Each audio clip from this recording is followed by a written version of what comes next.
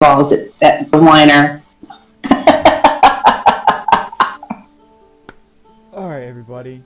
Welcome back to another lovely, calming session of Pathfinder with Epic and Friends.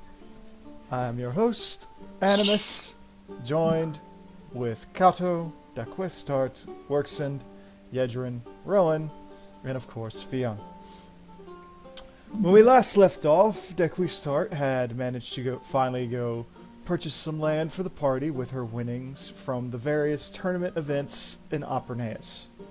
Additionally, she and her family, with a little cheating help from Kato, Thank you, Kato. Yeah, where's my cut for that? proceeded to win the Gourmand competition, landing Daquistart with another 100,000 gil, which she split 4 ways with her family. Kato got screwed. Additionally, a jousting competition took place with Ayalutro, Daquis's adoptive father, taking first place, unseating Sir Gruneau, the Bull of the Heavens Ward, and Yedrin. Yedrin, meanwhile, unseated Worksend in the first round, much to his chagrin, leaving him to stomp off into the woods for stress relief. Shortly after said event, Sir Gruneau, after being calmly warned 3 times, decided to strike Ayalutro in the back, and his remaining testicle was destroyed as a result.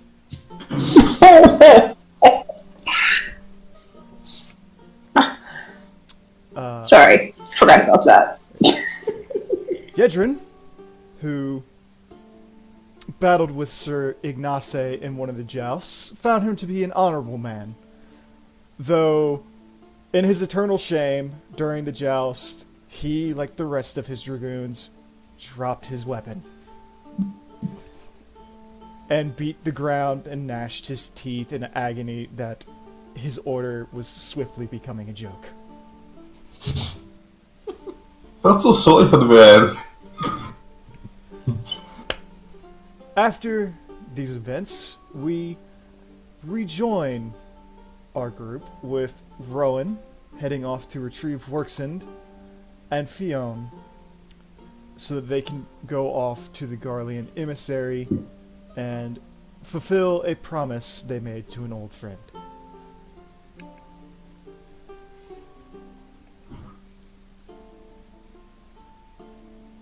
I'm tossing 3k at Kato for his cut. Woo. Hey Kato, you help me cheat, here. Yeah. It's the best kind of, No, I helped them win. I helped them win. it's the best kind of winning. But you can't Yeah, find no, out we they didn't did it. lose. We didn't Wait, lose. hold on. Tara's gonna pay him for cheating, but she wasn't gonna help Jim with stealing. I'm just trying to follow this logic here. There's a bit of a difference between what I was doing and just having Cardo rewind time a little bit. One's a crime that can't be proven, the other one's a crime. Oh, The other one was sanctioned by the city. before I forget, Yedrin and Dak did compete in the Rogues Gallery, upon which Yedrin spent 5 hours stealing from commoners by breaking into their homes and stealing their silverware, potions, and jewelry, and any spare gil that she could find. In the end, they made about 3,000 gil off of that. Came back out, and while they were buying land, ran into Mojito, Dak's other side of the law brother, who you met the other day. Upon which he revealed that he knocked over a magic shop and stole from several of the villas up in the Kanto district, and walked off with almost 400,000 gil. You mean the Forte district? Yeah, Forte. My bad. And he didn't give me a single gil. Yeah. Did you expect And then made and then made her pay for the tea. Yeah. Yeah, I wasn't risking anything big like that because the dice were not in my favor. The odds were out of your favor. Yeah. And this is why I didn't do that. And This is why I just did the rogues gallant, the mages thing. I mean, in all honesty, do you really expect to think, you know, in any way you were gonna be like, hey, yeah, let's go knock over one of the giant houses in the Forte district? Yeah, no. Even if I bid for a bigger target, it probably would have been that big. I didn't ask for anything in return, just for this never to be mentioned again, because Dag actually felt really bad that you were taking stuff from commoners. I would be too. I mean, come on. If you think about it, these poor people. And Hey, I needed that Bad money tack. to Bad barely. tack. I know. I needed Bad that money to tack. just barely squeeze out the last bit I needed for what I needed. Bad Jack.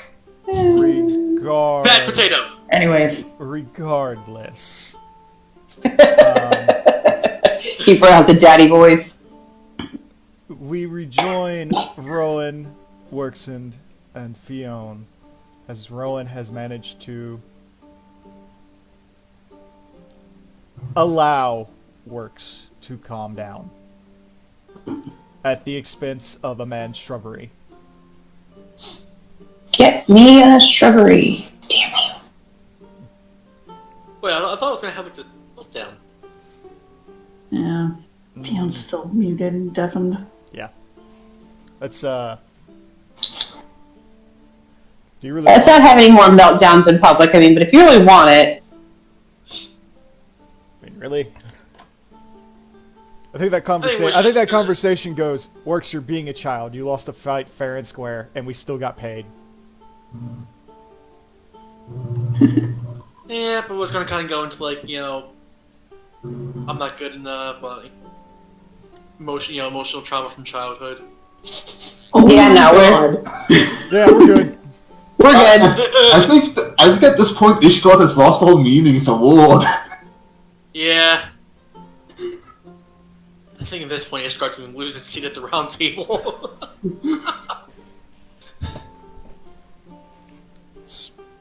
You what? Well, technically, Ishgard's not at the round table yet because their doors are still shut to everybody, but they came out to compete. Mm-hmm.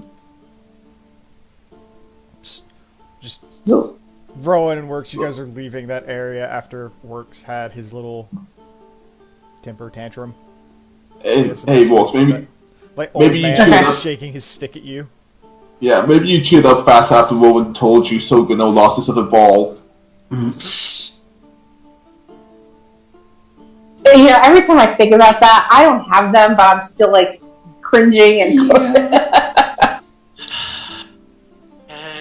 Even worse when, you know the pain of getting them stomped. It's just like, So, are we on a boat? No, not yet. Not yet. The embassy, remember? You gotta look at the alchemist. Yeah, but don't we need to take a boat to the embassy? No, it's down by the docks, I think. Actually, yes, they do need to take a boat down to the embassy. I thought we needed to take a boat to the embassy. It's on one of the little islands. If you look on the map, it's like right here. Map being so focused in. Okay, yeah, no, I see the little islands by. Okay, yeah, they do need a boat. Yes. So I would say you guys are walking towards a boat, or if you would like, we could skip to where you have already gained passage. Well, let's skip to where we've already gained passage. All right, you have you've boarded on a simple wooden ship with a few other people. There's a couple Garleans on board. Most of them are not in the typical like Garlean Imperial attire. They're actually more just dressed like normal people. The only reason you can tell they're Garleans is because of the thing on the third eye. Everyone's relatively pleasant, actually. A few of them kind of walk up to talk to you for a moment. Can I ask? It's like, hey, where are you from? Like, what brought you here? one or two recognize you from the tournament, and they like come up and they're like, "Can we have an autograph?" Who are they saying this to? Both of you. Oh. It's just mildly stunned. I actually have someone asking for the autograph, but happily signed. And they like bring it like one of them brings out like a little photo of you works, and it's you in the middle of a jump, like getting ready to throw your lance at Jolene. It's like, wow, Oh, look at that. You have a fan. pretty good action shot too. Then the next Nice. then the next one you get is the moment where you both dropped your spears behind each other's heads. And followed by not my proudest moment, but Like, it was a riveting So- performance, though. We were on the edge of our seats the entire time. it was a good show. It was a great show.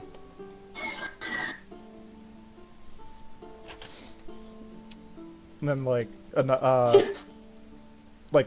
just gonna sit there quietly. a little Makote girl like walks up and like tugs on Rowan's dress. You see she's got the third eye, and she's like, Miss Darksbane? I look down and smile. Yes, dear. She's like, she doesn't have a picture, but she's got like she's got like a little toy wand. She's like, would you sign this, please? Oh, look at all the solar stuff. Yes, absolutely. I would love to. So I take the wand and I look for a pen to sign it. For the sake of it, I'd say you have one in your bag. Okay. I love them. They're very cute. So I sign it and I said, "What's your name?" My name is. She's like looking down. She's blushing. She's like, my name is Gertrude. Hi, Gertrude. Do you want to be a mage? I do, but I can't. And even I did their tiara. Okay. Are they cute? What do you mean you can't? I'm Garthian. Oh God, I feel like such an idiot. I forgot about that. That's me out of character. Well, there's other ways that you can use magic. There's alchemy, Mom and Dad said and that's I used. can practice with Magitech later, but I don't think it'll be the same. Well, all you have to do is find something that you like and that you're good at. But I mean, if you want to try magic, alchemy might be the best route to go. But Magitech is pretty cool. I could never. I don't even. I have no idea when it comes to using technology. She's like nodding. This activist wants friends. Okay. I'll be friends with the octopus later. Okay. Sorry. Out of context, that sounds really weird. I have seen enough hentai. That's why I said that. It has nothing to do with that. It has to do with a cute little stuffed pink and white polka dotted octopus toy, okay? See, Stuffed toy. when you said that, it kind of sounded like you said, "I'll be French with the octopus later." Oh god, that was even worse, Kato! Friends! Friends! Oh my god. Okay, moving on. Back to the little girl. The little girl like takes her like sign wand. Next thing you know, you see a like a Makote male, like full grown, come out with a Garlean woman, and the two are kind of chit chatting. And she runs over to them, like just waving the wand, all excitedly, like "Mommy, Daddy, Mommy, Daddy, Mommy, Daddy, Mommy, Daddy," like getting them to look, and they like look up at you, and they just smile. stop playing with the squeaky toy. I smile and nod hello. And just to make the little girl laugh, I do like a little fireball around my hand dancing just to make her smile. Yeah, everyone's just kind of like watching now. They're like, yeah. She's giddy. She's like clutching her mom's skirt. Of course, I just realized that my whole exhibition was dragons. And there were Ishgardians there. Okay, whatever. Well, a lot of people did dragons in that whole like the entire tournament, like a lot. Yeah, I mean, the Ishgardians are the only people that are against like dragons and whatnot. Everybody else is like, hey. Like, yeah, dragons? Cool. And I remember we're on a wooden boat, so I quickly put out the fire. Smart move. Rest of your trip is... Rest of, like, your 30-minute boat ride is relatively smooth. Water's nice and calm. It's a bright, sunny day. There is the smell of rain from earlier on, and after probably like 5 or 6 people come over to get an autograph from you, they more or less go and sit down. The spectacle has kind of worn off, and they realize like they don't want to bother you. Because if you're on this ship heading to a Garlean emissary, it's probably for some sort of business. So I'm gonna like sit down and just enjoy the view and try not to get seasick. Okay, roll fortitude save. Oh. Oh, I should not have said that. Oh my god. Rowan, you should know better by now. I know. Don't I know. give him an opportunity. In real life, I get motion sick really easy. So it's like, okay, fortitude +3. Okay. Katerina, what's the matter?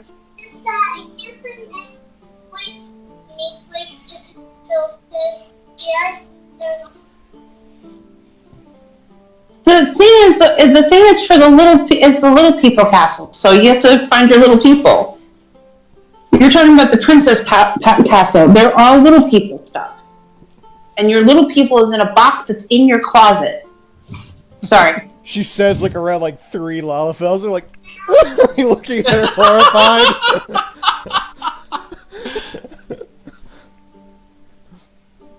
Okay, I am talking to my daughter out. I'm not doing anything for Lalafels. Okay. I know. But that would be kind of funny. They're for little people, and there's a box of little people in your closet. Reminds me of The look of absolute horror would be amazing. Oh my god. Alright. Reminds me of back in Catacombs when I opened up a chest full of Lalafell parts. Oh yeah, okay, that there was that too. Thank God I didn't see that. I'll be back in a little bit. I have no idea how long I'm going to be, so I'll be on mute. Regardless, Rowan, you take the ride in stride. Like the water's nice and smooth. There's nothing to really worry about out here. You just kind of enjoy the breeze. Around the time you land, the embassy appears to you, and you can see it probably from a good mile or 2 off, as it just rises off the island in the water, and it's in typical Garlean fashion. It is huge, it's metallic, it basically looks like every other castrum you've ever seen. Gigantic walls surrounding it, cerulean pipes all over the place. That's your critter butt. It just kind of strums with life as you approach. Like little blue lights, blue and red lights go off, and apparently it serves a more functional purpose because it definitely does have a lighthouse at the top of it. Kind of putting off your Garlean style, technologically advanced, like actual electric lights. it's around this time you land. Everyone kind of gets off. They say their goodbyes, and what do? You're on the shore of a Garlean embassy that is clearly also a military base, a castrum. So you're in Castrum Orlais. So I'm just gonna look around. Okay. Roll perception. Yep. Going to do that right this second. I gotta put these in there. I got my sheet in there. I just don't remember how to. We'll do that later. Fiona don't see nothing. Fiona's like fascinated by all the technology around her. Like, ooh, Pretty lights. No fire. That's what I don't like about the lights. There's no fire. There's cold fire. Yeah, but if they're electric, there's technically no fire there. Rowan, while you're looking around, you look up, you're like, that's a sniper, that's a sniper, that's a sniper, that's a sniper! There's probably like 6 or 7 of them just kind of like walking the walls, like they've got little nests going on. You gaze up, you can see that there are a couple cannons up there. Most of them are pointing out towards the sea instead of inward. But otherwise, it's very well defensed. You're probably looking at, by your estimations and gazing everything, like sieging this place would take days upon days of concentrated effort. And that's not including whatever Magitech means they have of shielding. During my perusing, do I see any generators for shields, or do I just see the snipers on the cannons? You just see the snipers and the cannons. There's nothing that looks like any sort of power source outside. Because unlike the other builders, they're not complete idiots. Good to know. I'm sorry, that's... From a technical standpoint of all those dungeons, I'm like, why the fuck would you put that generator there? Very true. It's like, why would you not put the generator inside the strongest shield you have? And also, too, why would you have people walking around carrying bombs on the inside that you can grab and blow up their unprotected generators? Yeah. Like, hey, I'm going to walk around and carry a bomb. I hope nobody beats me up for the bomb.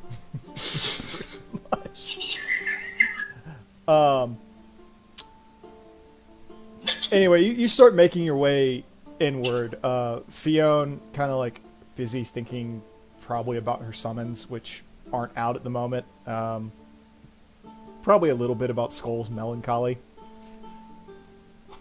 And as you approach, you look up and there's the gate, and it's probably 30 feet high as you approach it. And there's just this steam hiss that erupts from it as it opens. And you see, it's basically a tunnel that leads inward, and you walk in, and there's just this blow of air that comes down, and it's nice and cool and just passes over you. It immediately, you walk inside, and it must drop a good, like, 20 degrees from what it is outside, making it nice, comfortable. All the humidity's gone. And you just begin walking down this hallway, and you can see it's kind of like a glass tube with a... not a carpeted floor or hardwood, like a... It's a metal mesh. And you can look down, and you can see like a river of ceruleum running beneath you, but with no odor or anything like that. You can hear it running, but you can't smell it. You couldn't touch it if you tried, and no fumes are hitting you. And as you continue walking and you look to either side of you on the glass, you can see you can kind of see the fields in between another set of walls, and like the next set of walls are like 50 feet high instead of the 30.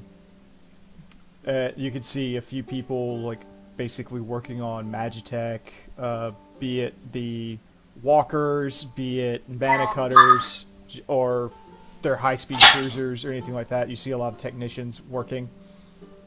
And you get in the next door, and there is a Garlean male dressed in full Garlean military raiment, with the exception of his helmet is not on. He looks to be a Midlander youth. You'd probably say 23 by your guess. Big brown eyes, chestnut hair. The third eye is like clearly apparent, and he kind of takes a bow, and he says, "Welcome, everybody. I welcome you all to Castrum Orlais. Now, before I let you all inside, I must request, if you have any weapons, please leave them in one of the boxes to your immediate left." And you look over to your left, and there's not any boxes, and suddenly the wall erupts, and there's a bunch of these different cases that kind of like pop out with numbers and a key inside of them. It's like, please remember your number, take your key. The keys are marked with the number. It'll allow you to get your weapons back once you leave. Once you are unarmed, we welcome you inside. We ask you please stay to the lobby. One of our number of tellers will be happy to escort you with any of your needs to anywhere you need to go, or to get someone that you need to speak with. We would like you all to know that you are all guests here. You are free to leave whenever you want. And we thank you for coming to visit us. We hope that your continued visits and interest in Garlean custom and culture will lead to peace between us.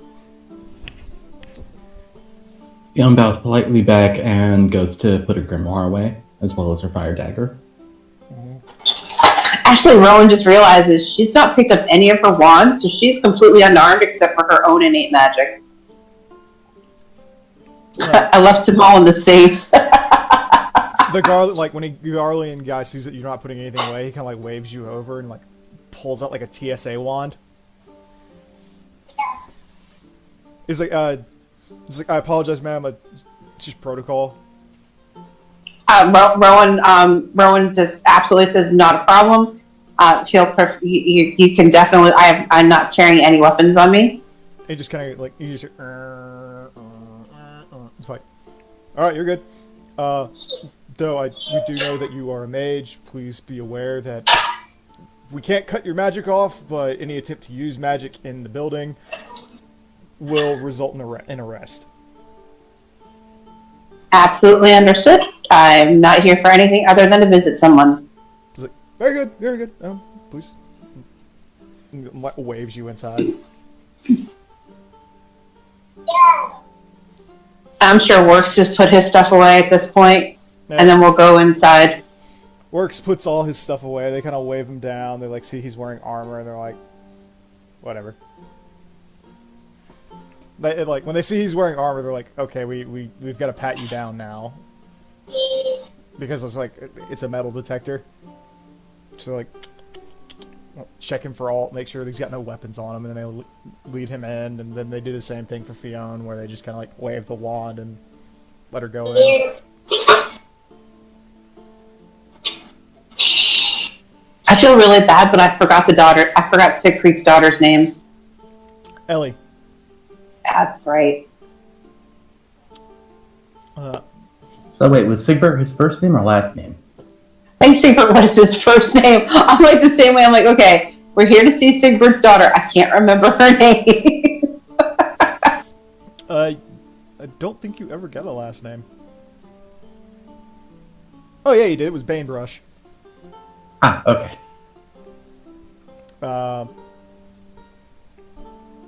You are led inside, and you basically walk in, and there's this giant room. It's white marble flooring, looks like giant cement pillars. You basically feel like you've walked into like a Roman Colosseum at the height of its at the height of the empire.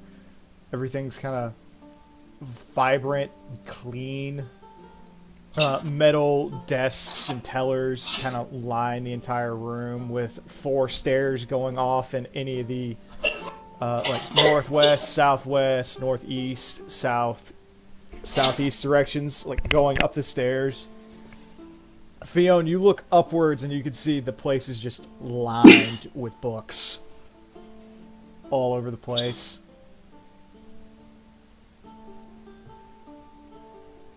I'm gonna peruse a few of the titles just to see if there's anything interesting.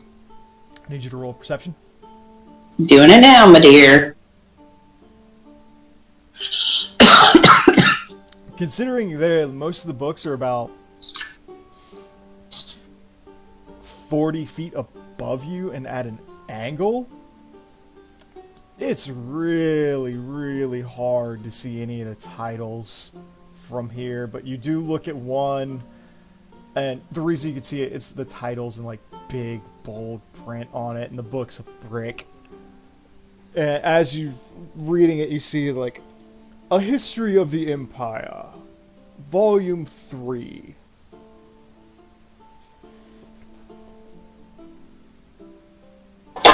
Well, seeing how I look over at Fiona and I'm like, seeing how they don't use magic here, I bet you they probably got something to reach up there and grab those books. Holy crap, they're high.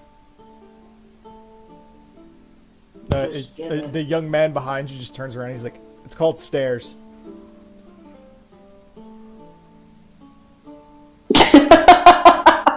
I'm just gonna shoot him some side eye. Thanks, thank you.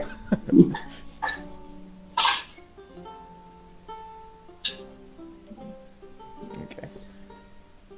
Fiona's busy again, so it leaves you alone. Just me. It's just you. You're in there. You look around. There's probably about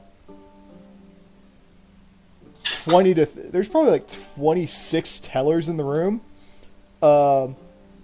Now you look like straight in front of you, and there's 4 that are like straight up pure Garlean. There's no doubt about it. But then you see like Makote Garleans, you see Rogadin Garleans, you see Elizin Garleans, you see like a couple Lala Garleans. Like basically like I'm gonna make my way to an Elizin teller, just because Ellison, and see maybe. Male or female? It doesn't matter. Alright. You walk up to a male Elizin. He's kind of over toward your west side. And as you approach, he looks up, and you can see that he's sporting bright blue hair, kind of tied back in a ponytail. Like there's a little brush of pink at the end of it. Nice. He looks up with you like bright red eyes. And it's around this point you realize he's probably an albino by the looks of it, since he's wearing these really thick gloves. He's covering all of his skin except for his face. Quick examination, just because it's freaking obvious. You can see he's got foundation covering his face. So I'm just gonna go up and I'm gonna smile and say hi. My name is Rowan Darkbane. I'm here to visit someone, and I was hoping you can help me. He looks at his pen. He's like, "Oh, welcome, Miss Darkbane, to Castor Moray. We are very glad for you to visit us. You're here to visit somebody. Are they expecting you?" No, actually, they shouldn't be expecting us. We're actually here because her father requested we come and speak to her. So since we happen to be in the area, we wanted to say hello. She just kind of goes, and he just writes some notes down. He's like, "And who are you trying to speak with?" Her name is Ellie. Oh crap! What was the last name again? Banebrush. Ellie Banebrush. I always call her Banestone. I don't know why. Ellie Banebrush. You see him Right. stop mid-writing, and he goes. He just looks at you. I look at him back. I look back at him innocently. Kind of sets it down. He goes, "Miss Banebrush's father." He just kind of slides back a little bit, just looking at you. Again, I'm just looking at him innocently. Yes. There's just this long pause. He's like, excuse me. And he just starts walking away. Hi, probably shouldn't have said that. I feel like Hagrid.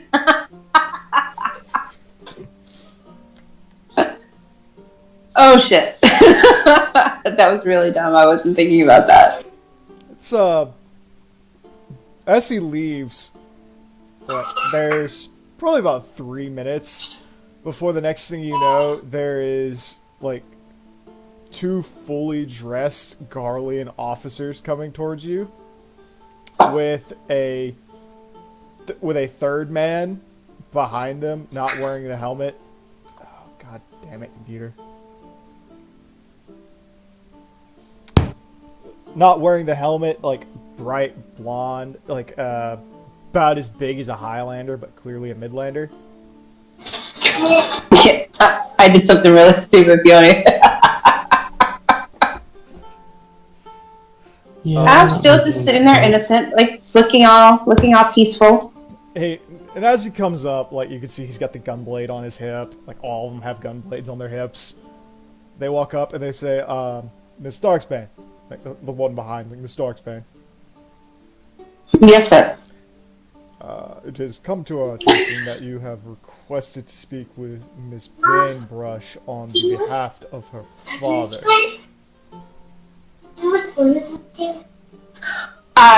Yes. I'll look at Fiona. Help. I can't backpedal. I don't know what the hell to say. Yes. To our information, Mr. Bainbrush died in an explosion over the waters near camp between Limsa Lominsa and Camp Westwind. Yes, this was before they left. He was just saying, he just wanted me to pass along a message. I heard about the explosion, and I just wanted to make sure that I came so that she would hear his last words, at least the last words that were spoken to me. Roll a bluff. Oh fuck! Oh fuck! Please, Aid another Fiona. Aid another. please! Oh, aid, Fiona! I need aid. Okay, I'll I don't know. I should shut my mouth up. That's it. Okay, so Rowan, you can have a +2. Yay! He like looks at you. He's like 27. and he's like narrowing his eyes a little bit, and he goes. And I'm just meeting them all innocent looking. He goes.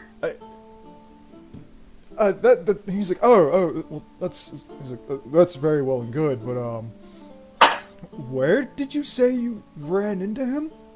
We don't typically stop in Limsa, or Rudolph, for that matter. I've been traveling so much lately. I don't remember 100%. It was about a month or two, maybe two months ago. 2 months ago. We were coming here because of the tournament, and we had heard about that a few months back. He kind of stops and like waves to the other guy. He's like, "Can you give me the shipping records?" Shit. It's been a while. And like the guy like runs. I'm gonna off. look at Fiona and shut up. The guy runs off and he comes back with like a shipping manifest and everything. He's like, 2 months ago. It may have been more. It's been a while. We've been doing a lot of traveling. 2 months ago was around the time that it's like 2 months ago was around the time that horrible incident in Ula happened. They may have gotten held up on there.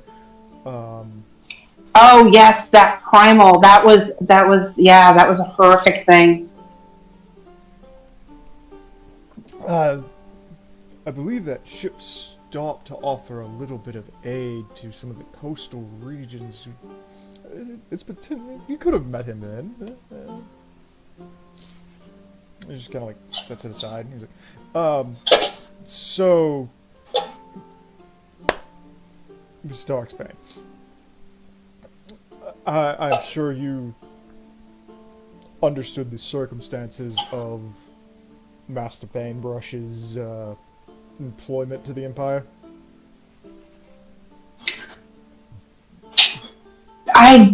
Honestly, he just said he was some kind of scientist. You see them all like look at each other. Right.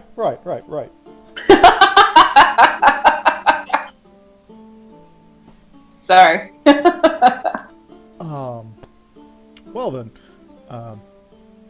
seeing as you have come to deliver his last words, and far be it from us to deny a grieving daughter closure, we shall arrange a private room for you to speak. At which point he kind of like straightens up a little bit. He says, we apologize for this. Just, do you understand how this must have looked? I'm sure.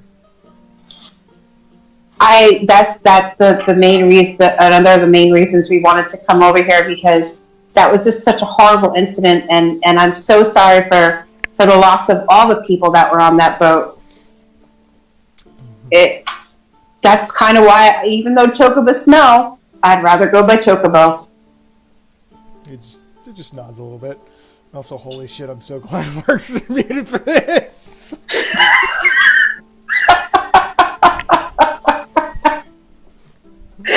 Oh my god. Oh my god! Why do I imagine this? Dice! Thank you, Dice! Oh my god! This bad. It's like, why do I imagine as soon as they start questioning things, Wolves just attacks them? Oh my god. Oh, thank you, Dice. I am not saying another word. Fiona, it's all you. All you. At that point, You weren't here, and I'm completely forgetting about the fact he's supposed to be dead. I am such an idiot. Nah, you're good. Thank you, Dice. Thank you, Dice. I almost rolled a 20. Yay! At that point, they leave, just leaving you and Fiona alone, like, in the center of this room with all these, with like, the tellers and a few other people just, like, looking towards you for a few seconds before going back to their business.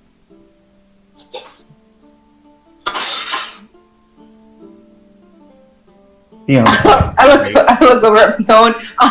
I don't know what was wrong with my mouth. This is why it should be you and Tark doing this stuff. I don't do this stuff well. It's quite alright, you managed. Yeah, I guess I'm good at playing stupid. Yes.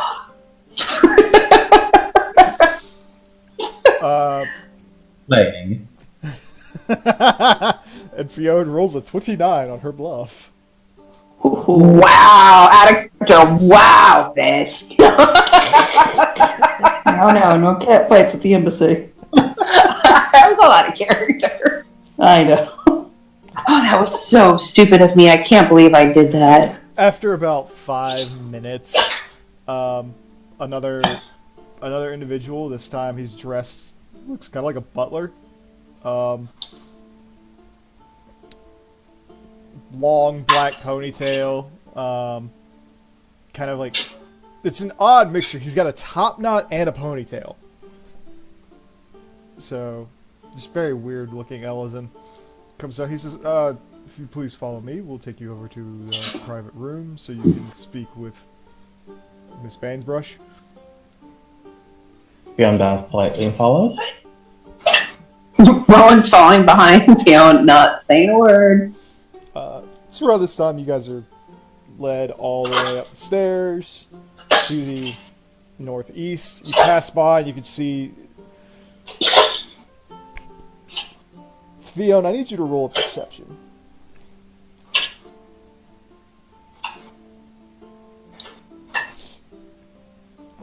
You turn your head to the left as you're walking up the direction and down a hallway he's pointing you toward, and you look, and by your guesstimate, you're looking at like half a mile's worth of bookshelf and books in that one direction, and you turn your head and you're probably looking at a quarter mile of bookshelves and books, like 7 or 8 rows high in either direction, and you like look and it goes, it's almost like a complete circle, and it's just stretching out in each of these directions. Impressive. This looked like a good Sharlians. At that point, he says, "Oh yes, we are the guy walking with you." He's like, "Oh yes, we're very proud of our history and our literature. A lot of this collection is mostly from checkout for many of the Garlean soldiers stationed. We have a number of plays written from Garlemald to Eorzea to Doma to Charlet, many of them in their original text with citations and translations in the back. We have the recorded history stretching all the way back from the beginning of the Empire to several manuscripts from ancient Miracidia, several Allegan tomes that are, he's like, mind you, those are all under lock and key for good reason. The historical value of those alone is astronomical." And he continues walking you along, and you're basically at this point inside of the compound proper.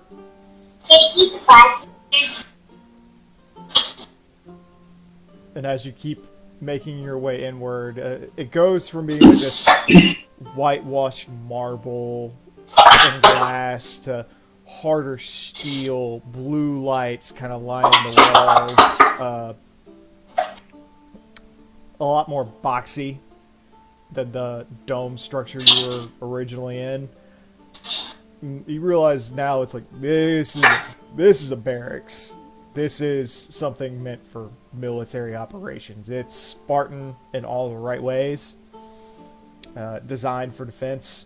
Yeah, I'll be right back with my door. And after a few minutes, he reaches out and his hand touches a plate. And as it does so, there's a little green line that passes over it. The door opens and he waves his hand inside. He's like, "Miss Banesbrush will be with you in approximately 2 minutes. If you would please wait in here, she will come in afterwards." Thank you very much. At that point, Thank you.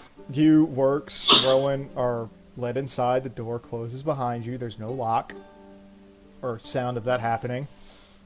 There's a little mechanical coffee maker off to the side, like cream and sugar set aside. With a single table, there are 3 chairs laid out, one for each of you, and then the other side, one chair for Ellie. Jan goes to make a cup of coffee while scanning the room for any surveillance devices. Perception. I'm gonna Of aid. course. I mean, you can just make your own perception roll. Okay, then. Wait a minute.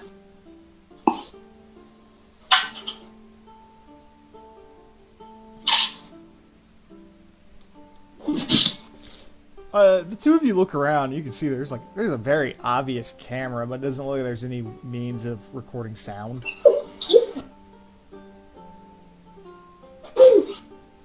Like, you just look over the corner and there's like one of the old CRV cameras just dangling from the ceiling, like pointing at the tables. It's got like a little blinking red light on it. Don't let me say another word, Beyond. I can't believe I did what I did. I'm gonna sit here and shut up. Of course. Okay, I'm done. Fiona, Go first. you make your cup of coffee and like a thick, rich, I'm gonna dark put it fluid that starts flowing into the little styrofoam cup that they've given you, steaming and smelling slightly of cacao. Additionally, it's you look over and they've got like little flavored creams and sugars there.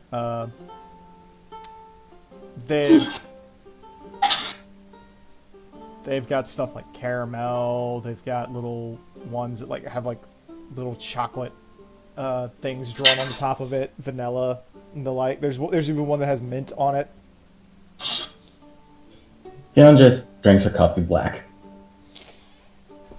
All right. The three of you wait for about 2 minutes, and right on time. A young Midlander woman walks in, long blonde hair, kind of hanging down to the middle of her back. Bright blue eyes. She obviously looks very intelligent. She's dressed in Garlean equipment.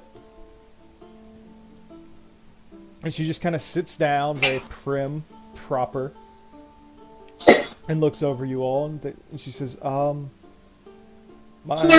commanding officer said you had news of my father? Fiona takes a seat after bowing. Mm-hmm. Yes, indeed. We had received... Actually, hold on. Let me think about this.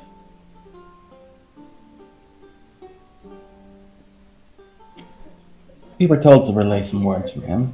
I'm not done yet. I'll go back. She just kind of nods at you a little bit, and she's like, I was told.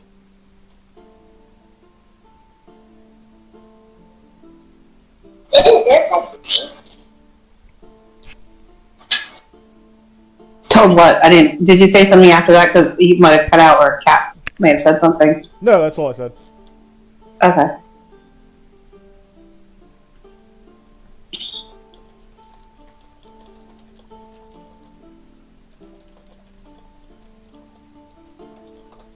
Didn't you just want us to check on her well-being?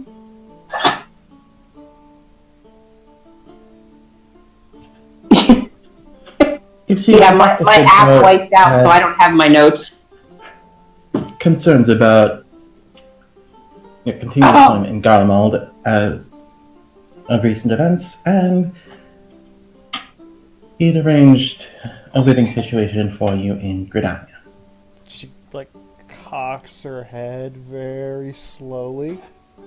What? It's quite a surprise to both you and us, but I would not want to turn down his final gift for his daughter, you see. You're gonna wish you had brought Dak. Roll diplomacy. Wow.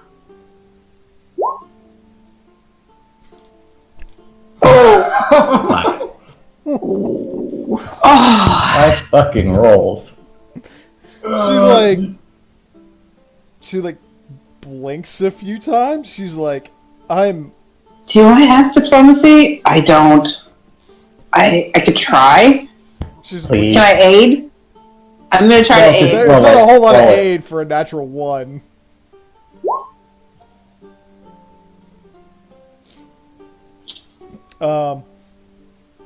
Fiona, you go to try to talk to her about that, and she's like, what? It's she's holding up her hands. She's like, why? Thank you for that offer. Something doesn't seem right here. What are you saying to her now, Rowan? I know this must come as a complete and total surprise, and as far out of field as possible. But we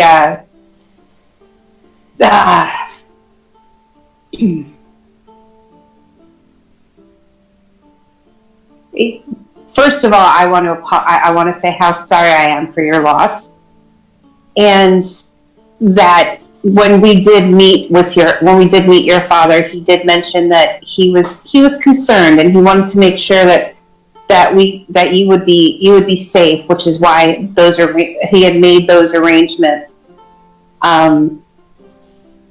Just thinking about your just his last thoughts, thinking about your well-being and getting you safe. At that point, she turns over and quietly pours a cup of coffee, drinking it black, and she goes, I have a number of questions. We can answer as best we can, I guess. That's all I can say. We're just One. message bearers right now. She goes, one. How did he make arrangements for Gridania? Connections. What connections? Okay. Yes. That is not my place to say. She's like, see her like lean her head away, like giving you the side eye, like the fuck is going on? Let us just say that his love for you knows no bounds, even across country lines or even the mortal coil. And I'm going to try to bluff to pass a secret message, indicating he's not quite dead. And I need to roll a linguistics to understand that, right?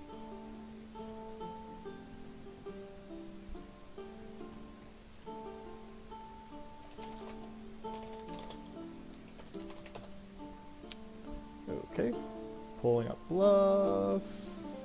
Let's see. What happened?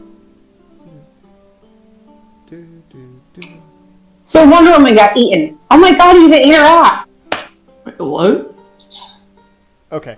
So I need to mute myself, I'm sorry. I was gonna say, it sounds like when you're passing a hidden message, and that's the person who's rolling bluff that has a check.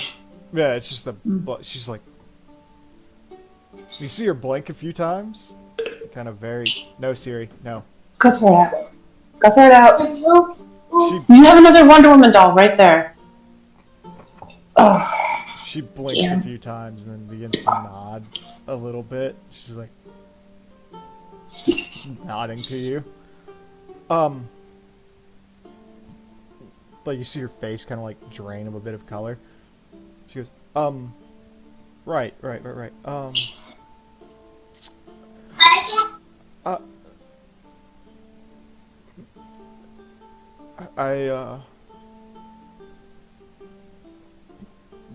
This is a lot to process right now, and I guess I should say thank you, but I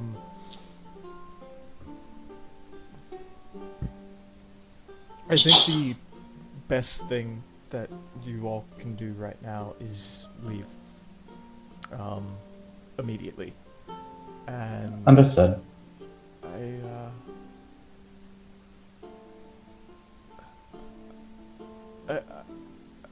I will see what I can do.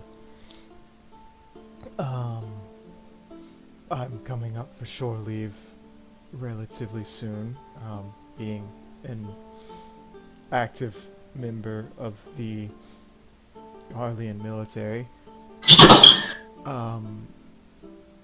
Maybe I will take a visit to Gridania for some reprieve, some relaxation, some fresh air, away from the lavish nature of Apenes.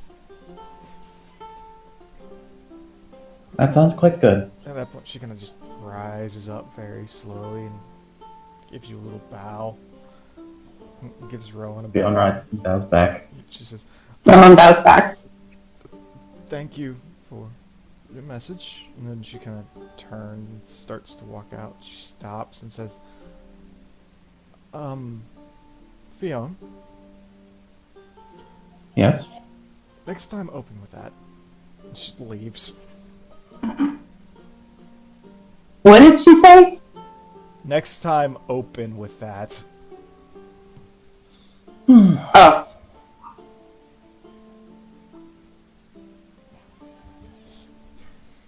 This is why I was hoping Lady Tot would be with us. I say we just get the block out of here. Well, that is what you suggested. As quickly as humanly possible. Let's get the flock out of here. There's a little doo-doo.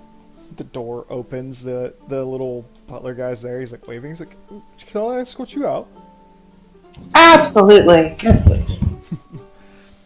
He walks you out, and as you come out, there's no one waiting for you. There's no Garleans kind of like sitting around, just like purposely watching you. They lead you out to your little lockers.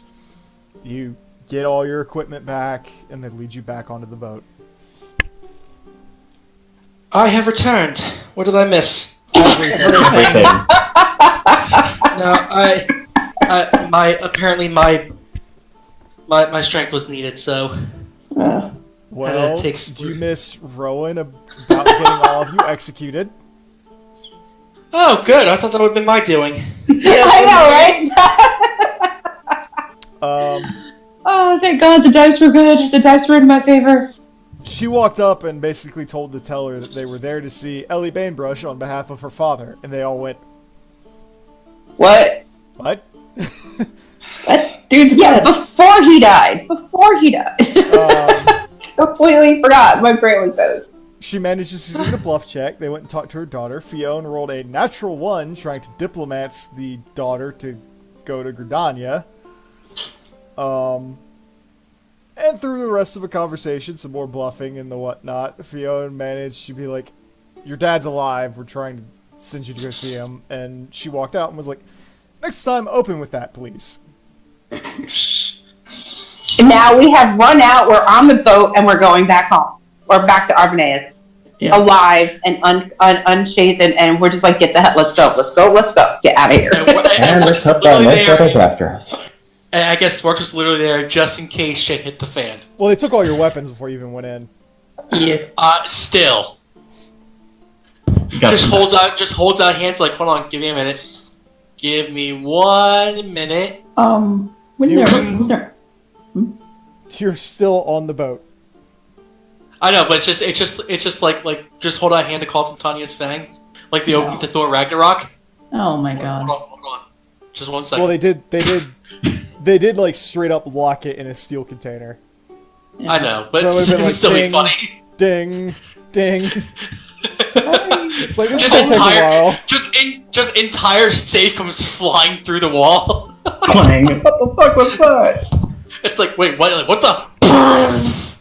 Could I call him Oops. over Link Shell about the housing situation? Sure. Wom wom wom. Link Done Shell. speaking. I'm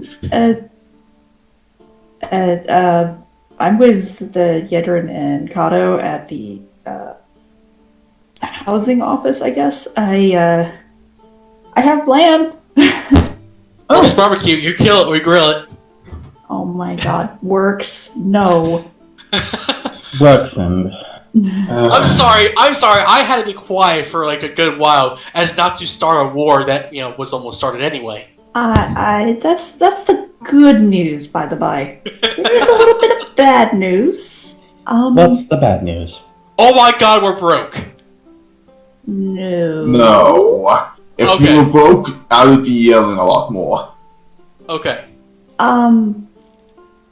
They wouldn't give us the bridge unless we talk with, the Opernaeus, like, the city. Well, that's to be expected. Shall we make a visit? That might be good, yes. I'll handle this. Oh, please, for the No. love, So, Ruxand, please do not. for the love of the matron, do not Worksend. But yes, I have the land. It is the land that, we had discussed with the bridge. I put down 50K for it. We have quite a bit of land. We should probably think about plotting out where people want. I do have a cartography map of it. They are going to go and clear out the area, and it might be a month or two before we can actually go and see it. Well, we could go and see it, there just wouldn't be much to see. Mm-hmm. That's fine. Understood. As a correction to that, no, it's be a month or two before you're allowed to even see anything. They're basically gonna put up a barrier so no one can interrupt their work. Oh, okay. But yes, if you could go talk to maybe the city hall or something. I'm not sure exactly, but Of course, we shall meet there. all right. Thank you. Meet you there. Yeah, the ferry should be back in about a half hour, and then we'll head over in that direction. Oh, how did that go? Oh boy. We somehow managed to avoid being executed. It wasn't my fault. No, Apparently, yes. no. It wasn't his. I am not. I'm not you guys. I don't know how to do this stuff. I'm not good with subterfuge. Works goes, Anyway, it's not my fault, and the tentacle, like, rises out of the water, like, reaching out for him. The what? We're back to crazy octopuses you know. Okay. or octopi. But yes, we'll meet you. We'll meet you at the city. The boat just, if like, you got- drives around it. Yeah. I was Freaking just gonna say, octopuses. yeah. If you guys are okay with it, you guys You can don't- go handle that. Is you probably won't need me. I got some business to attend to. All right. I'll at the very least meet you there. Mhm. I don't know what Kato wants to do. Looks over at him. Fingers to her ear. Shrugs. Kato will come with me.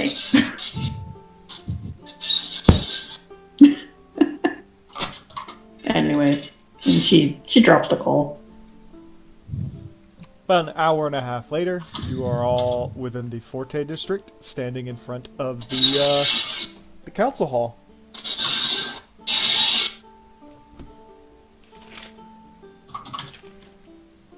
So, shall we? Yeah.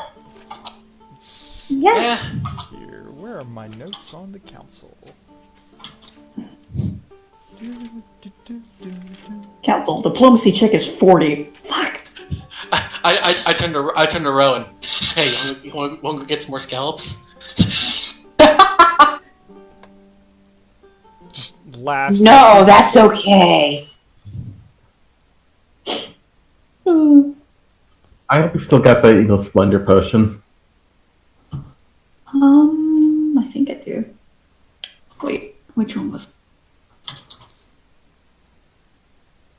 That would be the charisma one. Yes. Let's go bed. Hey, I don't think today's Call of Rewind has been used. That's a tomorrow thing. Yeah, I still have the eagle. I used the owl on the Oh, cooking forgive contest. me. The Garlean male that spoke to you when you came up, Rowan, the one without the helmet. That was Brutus non-Griggs. It was the Garlean who competed in the tournament. Glad he's standing after Crimson Tsunami. I'm Regardless, surprised you didn't say anything about that. In general. as you walk in, Sorry. Dak, you immediately note a single man. Mind you, for Fiona, Rowan, and Works, just for your benefit, this council hall that you're walking into, as you walk inside, the inside of this is probably 4 times larger than the entrance at the Garlean Emissary. It is huge. The ceiling works, even at your maximum jump, you couldn't reach the top of it. Oh. Damn. You look up and Rowan just leans over to Works and says, "You know, I really think that these people are like saving for something."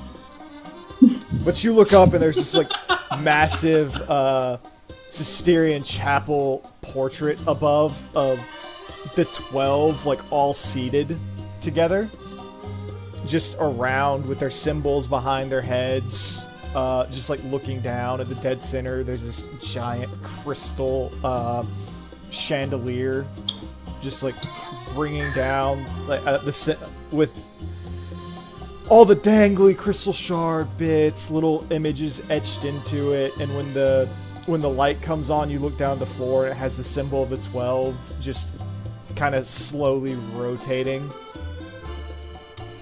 in the dead center of the area. You look around, you can see there's exquisite woodwork, there's no gold or platinum or anything like that. It's just a massive building. And as you're coming in, you can sort of realize why it needs to be massive as you look around.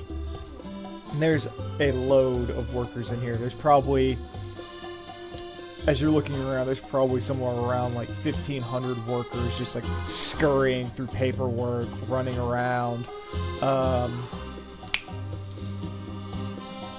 I guess the word would be constituents, but like the people who come to make requests of like kings and queens. Whatever. There's probably another 2,000 worth of those just filling the space. And there's still room to sort of walk around. It's like being inside the Grand Central Station. And you slowly wind your way, and then you have to wait in a line in front of the teller for a good 20 minutes before a Zalia Aura male looks up with you, dark skin, bright blue eyes, dressed in, or not blue eyes, like yellow eyes, dressed in a white business attire, looks up at you and goes, "Welcome to the council chambers. May I ask what your business is today?" Deck kind of peeks over the counter. There's a little Lala step stool, like, in front of it for you to walk up on. Step stool! Step.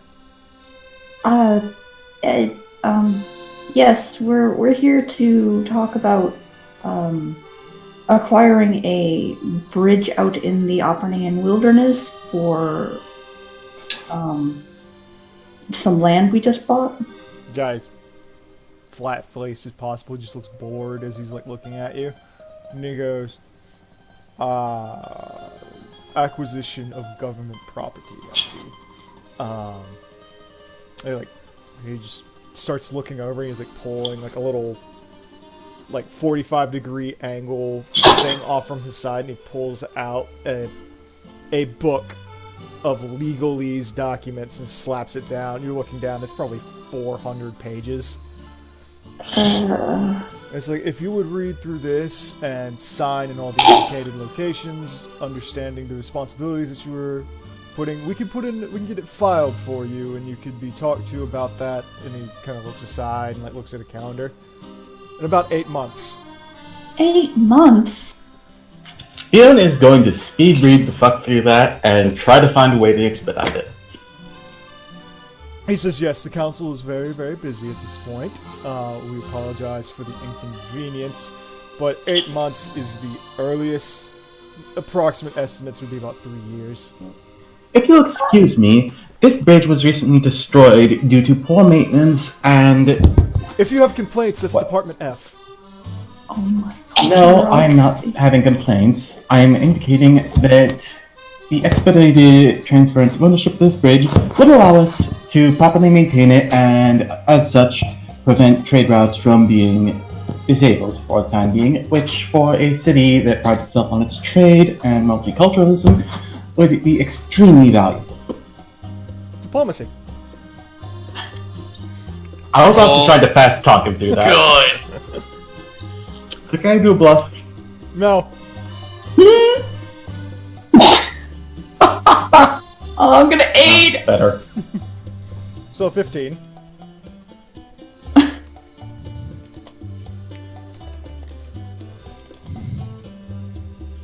Please slow. What is the opposed to that? Oppose? That's a good question.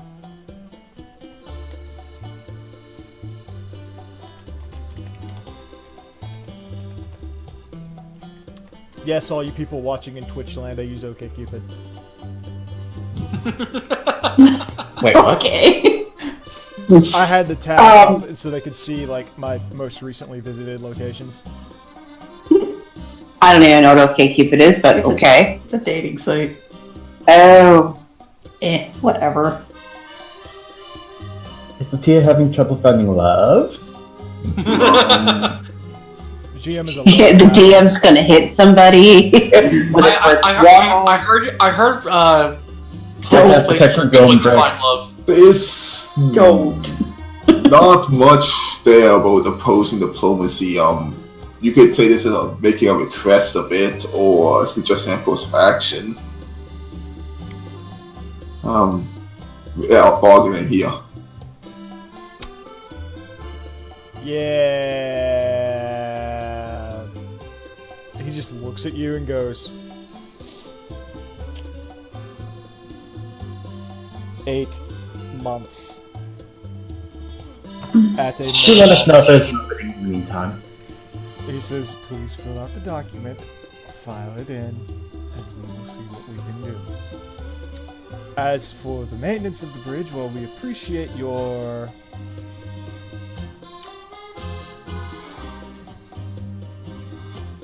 undocumented work. That wasn't us. That was a white mage who was in a hurry.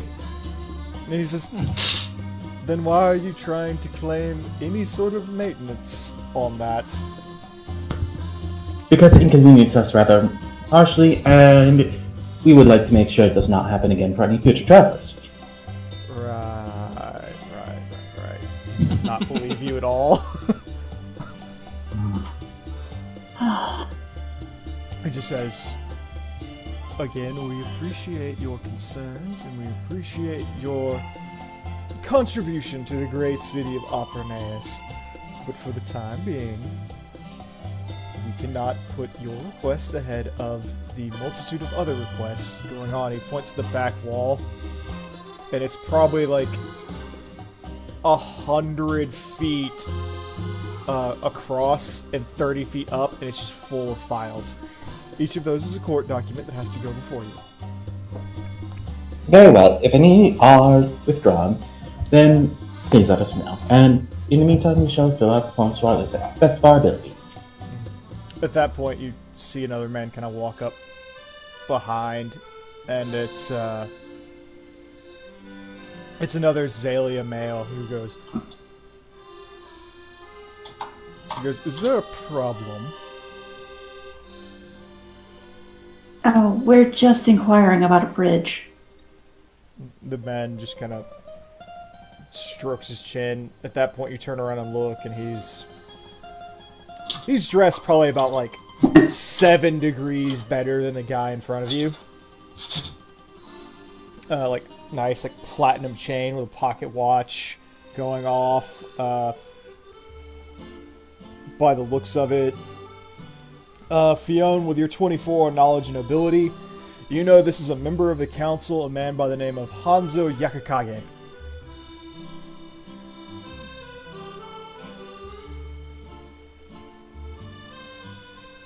He's just kind of going. We shall stop flicking the broom, Jesus. He's just kind of casually like rubbing a little bit of chin fuzz that he has. He's like, I should probably shave. Passing over some scales. He looks over at you all with bright green eyes and goes, very well. Good man, keep up the good work. And looks at you all and he's like, I hope you all enjoy the fair city. If you will excuse me, there's a council meeting that I need to attend. And he starts walking away. We did enjoy the festival, especially winning a number of events. There's like this brief like pause. He like digs his heels into the ground. He slowly turns. He goes, May I introduce you to the destroyer of kneecaps, the Quatar. Kind of blushes. Name. he says, he just stops and his eyes narrow a little bit. And he looks over all of you and he goes, the agents of mayhem. That would be us. Name, but yes. So they are primals. And with your lead, the Decapitator. He just slaps her face like, oh god. Those names. Ugh. And he just kind of pauses and looks over each of you.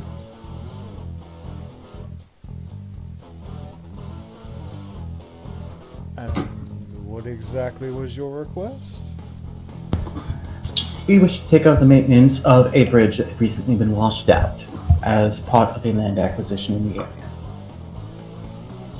nods to Fionn, like, yep. Hirabe, hand me that document if you would. The guy like looks up, he's like, hands it over. The council won't mind if I'm a few minutes late. Come with me. Oh, okay. Hops off the stool. I beg you, Councilman. Fionn bows and follows. He starts walking up a set of stairs over to the left. As you come in, he opens like a wooden door, and the next thing you know, you're in a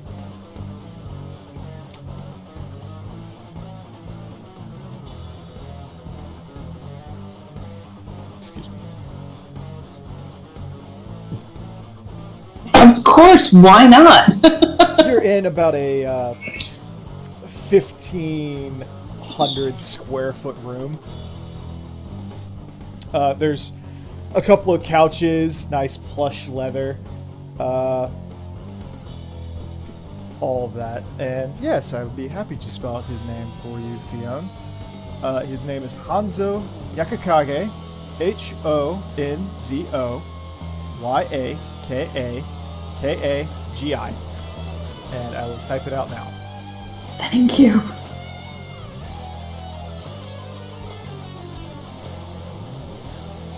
And as you walk in and you're sitting around, you look around the room, and there's a bunch of little ornaments from Doma kind of hanging out, hanging from the ceiling. There's two corner bookshelves on the back with like a vanity in the center of it. Couple glasses of liquor hanging out in the back. Lots and lots of books. And he sits down behind his desk and he says, I take it you were not enthusiastic about the wait time. No, not at all. Even though we do know that our land won't be ready for another, I believe, 2 months, I was quoted. 8 is a bit excessive. Indeed, it would not do if the bridge were to wash out again. At that point, Hanzo says, I really don't give a shit about the bridge. We have more than enough trade that we can not worry about the chocobo farmers up in Gridania for a week or 2. Yes, but it is one less thing that you have to worry about. Indeed, but there's something else that I worry about more that, he kind of slaps this. I can get this sped along for you in return for some aid. Kinda. Someone cocks her eyebrow. And Good what help. favor would you like? You all have become increasingly popular over the last week with your time in Alpernaeus. Mm-hmm. Obviously, the people look up to you. And as we all know, the people are sheep. He kind of leans forward, his hands together, like over his chin. Elections are coming up in about 6 months. Obviously, most of the council's going to stay right where it is. I'm looking to move up a little bit. Maybe to the Segunda, maybe to the Primera seat of the council. Get a little more weight.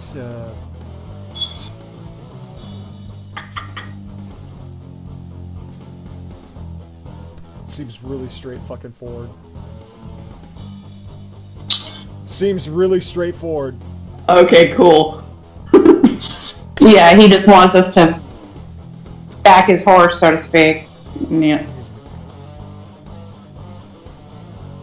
All I'm asking is that when that time comes, or rather, right now, your little group sings my praises to the high heavens. Give a political backing to the machine that I'm running. I can have your bridge to you in a month. There's still a little bit of clockwork that has to be run, but yes. Of course. An endorsement then. An What say you, endorsement. Lady Tot? I mean, not to look a gift horse in, or a gift chocobo in the mouth. I honestly don't know too much about you or what you are doing in Opernayas. Neither does anyone else in Oppenheimer. I see. It's politics. Do you think any of us are really paying attention? She's looking a little uncomfortable with all that. Either way, I have no qualms. At that point, he like pops open a bottle of apple wine and starts to pour you a glass. I need one especially from you, Miss Tot. You are by far the most popular of your companions. For some reason, I want to like roll the thing of like, oh god, are the others like staring at me in hatred now? Jesus. Why would we be? The most popular. I don't know. You might be getting the side eye from Works. Dion could not give any less of a shit, honestly. Or even honestly. Yeah. Means less eyes are on her. Yeah, I mean, considering we didn't really compete in a lot of them, we didn't really care. Yeah. So, you know. You also won a popularity contest. Yeah. I mean, yes, I could. At that point, he says, "Do any of you smoke?" No, thank you. Dion shakes her head, resisting a comment Not about... cigarettes. Yes. Wow! Bro, let's leave the bad jokes to me, alright? Oh, I don't smoke. He's like, "I'm not off." I don't smoke anything. I just, you know, I burn things, so.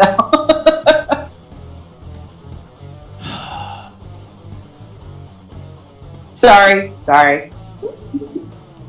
At that point, he like stands up and rolls himself a J, and then walks over to the window after lighting it.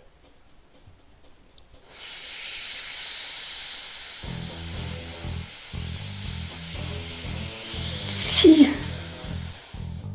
I'm gonna use my little puff of wind spell just to make sure the smoke blows out of the window.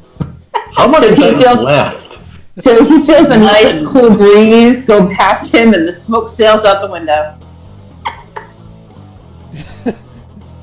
There's like maybe a quarter of it left. Jesus, dude. And he just blows it all out his nose, making him look like a dragon. Resisting the urge to say I could do that.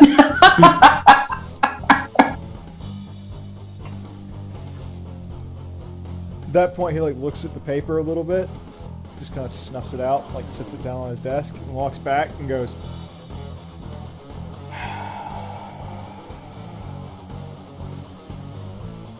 "Nothing quite like that afternoon hit after lunch." Anyway, do we have a deal? Yes, I would request one thing though. Maybe give me some information that I can praise you on. He says, "What do you want to know?" What you hope to bring to Opernayas, that sort of thing. I can't exactly sing your praises if I do not know what to praise. Outstanding policies, past accomplishments, you know. He just looks around at you all and he's like, "This is politics, make shit up." I'm sorry, I don't involve myself in politics. That was more my father's game. Well, at least being able to keep the story straight between all the various sponsors would help, would not? At this point, Hanzo just kind of like puts his hands and goes, "I'll explain politics to you then. We promise everything to everybody but deliver nothing." Yeah, I can relate to that. The best thing that I can tell you all to do is, if it's a wealthy person asking, tell them that we'll reduce their taxes. If it's a poor person asking, tell them we'll add more money into the various social aid programs that Opernaeus asks that goes about. Also tell them we'll reduce their taxes. If it's a merchant, tell them that we'll be working more closely with the various other nations to reduce tariffs and to make goods cheaper for them to buy. Also, we'll reduce their taxes. Of course. That's cuts for all, and nobody will take the question where all the other money is coming from. Yes, because let's be honest, people are idiots. Mm. And yes, you can think I am slimy all you like. I am used to it. At the end of the day, politics is mostly about quid pro quo and keeping things exactly as they are. I would like, desperately, to change things up and bring our poor up into the middle class. But at the end of the day, I am one man, and policies don't amount for shit when it comes to human laziness or the greed of others. Frankly, I have to cater to a population of, what was it last time we checked?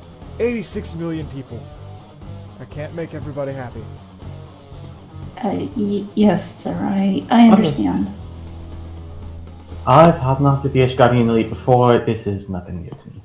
At that point, he takes the document, and you just see him start flipping, and he's just signing everywhere he needs to. He just says, sign where you need to. I'll take care of the rest. Jack slowly starts signing all the little lines after making sure to read here and there. Also looking to Fionn just to make sure. Mind you, this is a incredibly legally binding document. There's not any way to get out of it once you've signed it. I do hope this is the start to a long and fruitful relationship between the both of us. Indeed. I look forward to seeing you compete more in the future. And hope to meet more of your group very soon.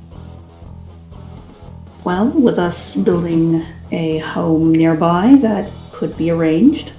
He just kind of strokes his chin. Good, good. Fionn is also pointedly going to take a look at the clauses in the document to make sure what obligations they're going to have from here on out. 1. I need you to roll perception. Do I get a perception too, since I'm also kind of reading? You said you were scanning. Fionn said you've read the entire document, so. Oh, okay. I'll let you do an aid. Okay. Then also roll linguistics to understand. Dak. What? Your aid is better than your roll. Yeah. Yeah, it is. I mean, I only have so much to work with. 29. Kato, what? You're trying to linguistics? What the thing? No, I'm saying that she would need to roll linguistics to understand it. Legalese. Fionn's proficient in linguistics, so you know.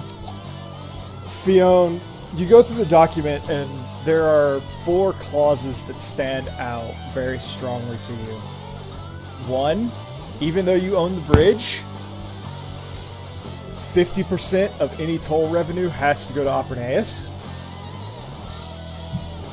2, Opernaeus will tax you on ownership of the bridge.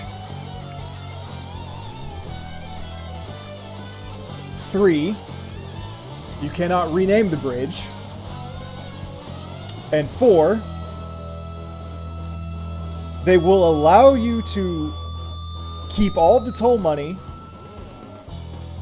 and not tax you on it on the condition that you build an alternate bridge elsewhere that is owned by Opernaeus fully and only Opernaeus.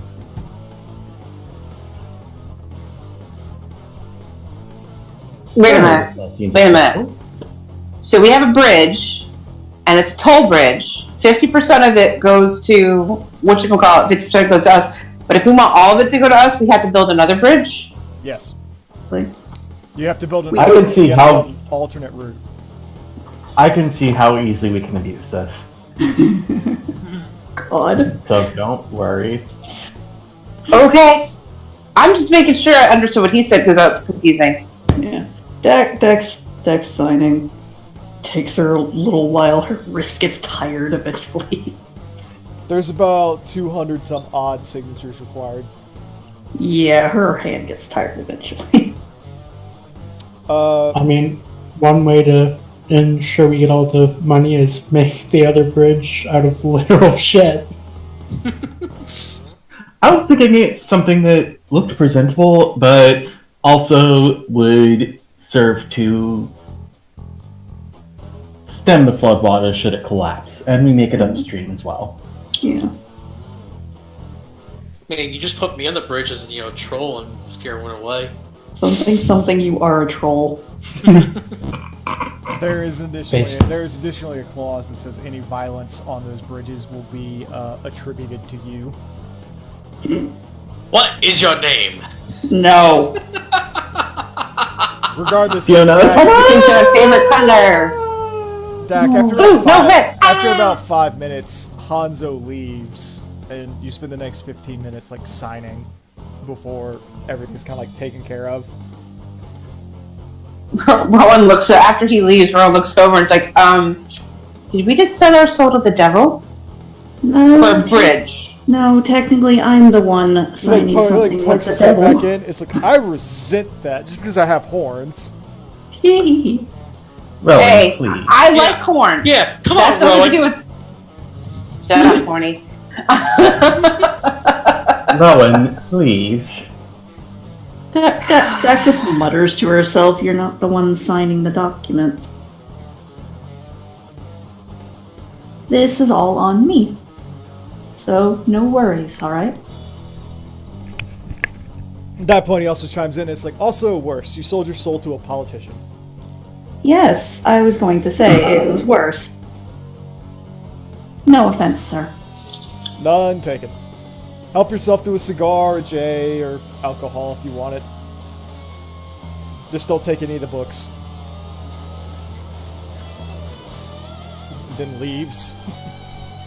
Dak takes a flask out of her bag, pops off the cap, and takes a swig of it before topping it and putting it back in her bag. Is that the apple juice? It's the apple juice. Yeah, quote unquote apple juice. No, it's apple juice. It's apple juice. Oh. Boring. Excuse you, I don't drink, usually. When you finish, you're left to do as you please in there. Dax can get her grubby hands all over his book. He said it. He didn't say I couldn't look at him. No, go right ahead. I don't know. Just looking at him idly. I don't actually want to look for anything in particular.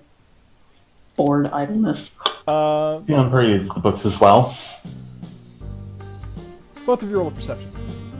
Okay. Dak is too distracted by like fucking legalese. She's not even really like looking at the book. She's just like idly looking at the room. Yeah, she's like running her finger over like the spines, but like not actually looking. Look for the book that opens the secret room. She's just trying to like correct her eyesight after looking through all those pages. Oh my god. Fiona and Dak. Well, Dak, the only thing you notice is books are old. Real old. Fiona, you're looking around him. Most of these, if they're not like first draft documents of the plays that are being written or first drafts of the novels, they are first editions. Ooh, fancy. Impressive collection. Most of them are kind of like bound and like held together with leather straps. You look over one in particular, and it's an unfinished first draft of the Zodiac Braves.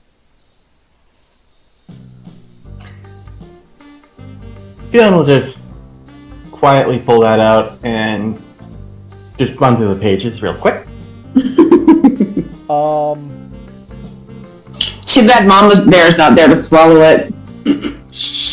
You pull it out, and Fionn, you like start having to handle it gingerly. This thing is old enough and brittle enough that you can feel like the pages inside are like almost disintegrating at your touch. Oh my god, put it back, put it back, put it back! Like you're having to handle it very, very carefully. You can see like all the pages are like inside sleeves to keep it from falling apart, but it's held together by like 3 leather straps and is in desperate need of maintenance. Don't cast mending on it. Okay. You cast mending on it, and the pages kind of fill back in a little bit, a little crisper, cleaner. The spine of it repairs. The leather, like, this is old leather. You're talking, this thing's probably 600, 700 years old. The leather kind of crinkles back into place, getting fuller. By the time you're done, you're looking back at it and you're like, okay, like I can handle this without being afraid that I'm gonna like destroy it.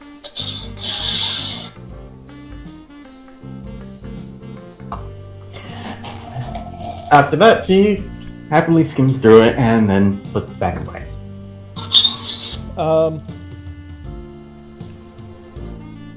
It's nothing like the story you might have heard. There's a lot of key differences. Like Delita, the king, is more of a side character, interestingly enough. It follows mostly the story of Ramza. Oh, dear Lord. Dealing with him rather heavily. It talks about the church being heretical in nature and dealing strongly with demons instead of actually being more pure, and with Ramza being the heretic instead. And then you hit about like the halfway point, and then the tone and everything changes drastically to the version that you're used to. Did you find one of the, like, a part of one of the records? Fascinating. Oh dear Lord. And with that, Fionn puts it away.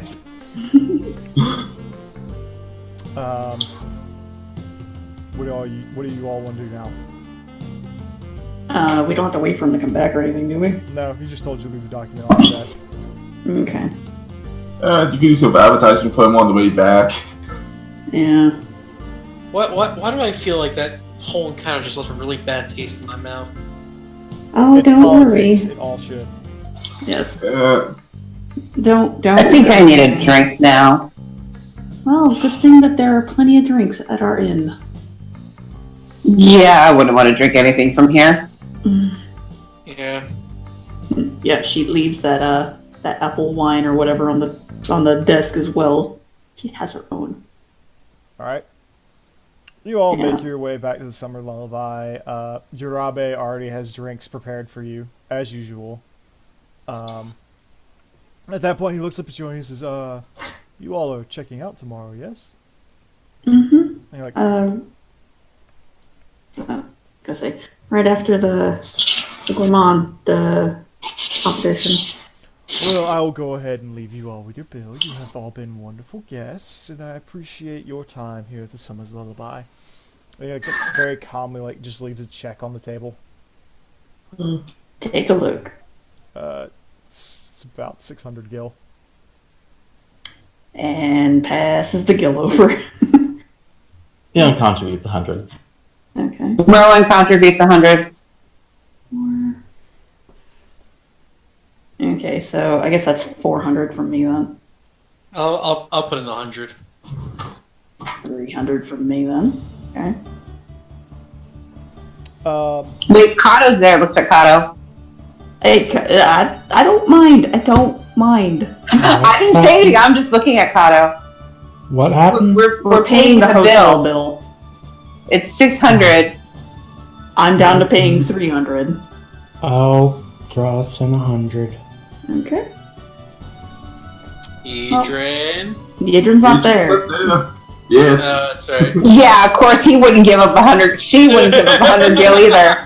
And I think she's also flat broke right now. Yep. Not quite. Stinks. Not quite, but pretty close. Still not telling how much dinner was. Although, probably soon after you guys do that, usually it's probably. Although you did offer for more scallops, so you know. Rowan, later I'll tell you how much dinner actually was out of character. Yeah. I've probably seen that. Actually, everyone feels like meat today. Yeah. I was gonna say, probably soon after that, it's probably gonna become. Rowan, there's just the moment you say, like, the moment like in your head's like, I feel like meat. Just like giant plate, Wild goat steak, cooked perfect medium rare with like a blue cheese reduction. Oh yes, food porn's back. nice garlic crust, mashed potatoes with a country gravy. Peas. Don't forget the bacon. Just like sat in front of you. Urabe's like, that was in the house. Yeah. What am I gonna do without you? You're right. Why are we leaving tomorrow again? What? Follow someone. I don't know. Turk's brother. Yeah. Oh yeah. I know. I was gonna say, if it's really that much of a trouble, I could always get on the boat myself and stay here. I was kidding. And I look at Urabe. Not 100% though. He's just laughing. Anyway, you know I wouldn't leave you alone. I'd say by this point, Jaden probably comes to the door carrying a rather large package and a book. Oh, find everything you need out there? Yep. It's actually looking rather happy. Oh, I'm glad to see a smile on what your did face. you do? Fionn? Yes? Urabe like comes back around and he brings out and he's got half of a roast duck cut perfectly into little slices, little slight bead of red in the center, dressed with an orange sauce and served in like a plate of potatoes au gratin, melted with a thick, nice like white cheese over the top, nice and sharp. I just want to say I'm happy. Usually we play after dinner. I'm hungry. Wow. What are you? I told you, food porn's back. Fionn is speechless. What are you so worried about? Urabe's like rubbing his hands. It's like, I usually treat my guests to a complimentary meal that is to die for before they leave. He's like, Jack, your vegetable stew will be out very shortly. Oh, thank you. You're just probably Much appreciated, thank you. yeah. You're just probably gonna sit down and let him go with the package of book. Why so what? Why worried about what I bought for it? Because that's a very large package, and yeah. Also, aren't you the one who's always asking us how much we spend on stuff? Yes, but this is a rather relevant expense to our work. I decided after seeing and feeling some that action in the arena, I got it in my head that I'm gonna knock off some of my rust with axes, and I noticed a sword weapon sort of unwraps the package on Gil. Oh. Works. Yeah. Plate clinks in front of you. It's a game dodo stuffed with crab meat and breaded stuffing, nice bits of celery, carrots, dressed down with a red wine reduction. You're looking over to the side. There's a whole baked sweet potato cut open, brown sugar, cheese, bacon, butter, all set to the side so you can make it how you like it. And last but not least, a 6 stuffed mushrooms filled with a vegetable salsa. Hand throwing my bacon. Oh yeah, did we ever figure out what a butchering axe actually looks like? Guessing like a giant meat cleaver. Basically. Yeah, basically. Like a stupid huge meat cleaver. Oh, that reminds me. Before Rowan leaves, she wants to go check out new staffs, and for some reason, my computer just shut down. Oh no. Yeah, mine's been doing that too for some odd reason. Yeah. Yeah, At this I point, want to get some new stuff, but we get behind the scenes. That's Yeah. Yeah. Yeah, at this point, you just probably unveiled the huge ass axe. The thing's 25 pounds. Dak, Texas. bowl clinks in front of you. It's a giant bowl of thin yakisoba noodles in a rich, almost creamy vegetable broth. There's like a slight whiteness to it, but it's still clear. And probably about 3 dozen pieces of tempura fried vegetables, from carrots to yams to mushrooms to zucchini to squash, asparagus chops, all that just kind of sitting to the side waiting for you to put it into the broth. And then he's got 3 little things of seasoning that you can put in along with hoisin sauce. I'm gonna get some chips now, because I need at least something. Yeah. I'm sitting here drinking, so that's my meal. God. Ark, that is not a meal. It is when you have it with an apple. Oh my god. Yeah. That does not change anything. I'll see a food porning and I'm like being all giddy over my axe. Dak actually ignores the food for a moment and just is staring at Yedrin's axe. Tink, tink, tink. Kato. Yes. In front of you appears 2 lobster tails coated heavily in butter, wrapped in bacon, cut immaculately onto a slice of a trencher, if you would, of thick potato bread that has been baked to a perfect golden brown, little sear marks over the top of it. Nice piece of lettuce, a garlic aioli kind of spread over to the side, a thick ground mustard set over. Likewise, you can see that there are 4 or 5 cheeses set to the side. Looks like one of them is a pepper jack, another is a mozzarella, and then another is a sharp yellow of undetermined name set for you. Likewise, you can see that he's brought you a heavy flagon of a golden mead to drink with it.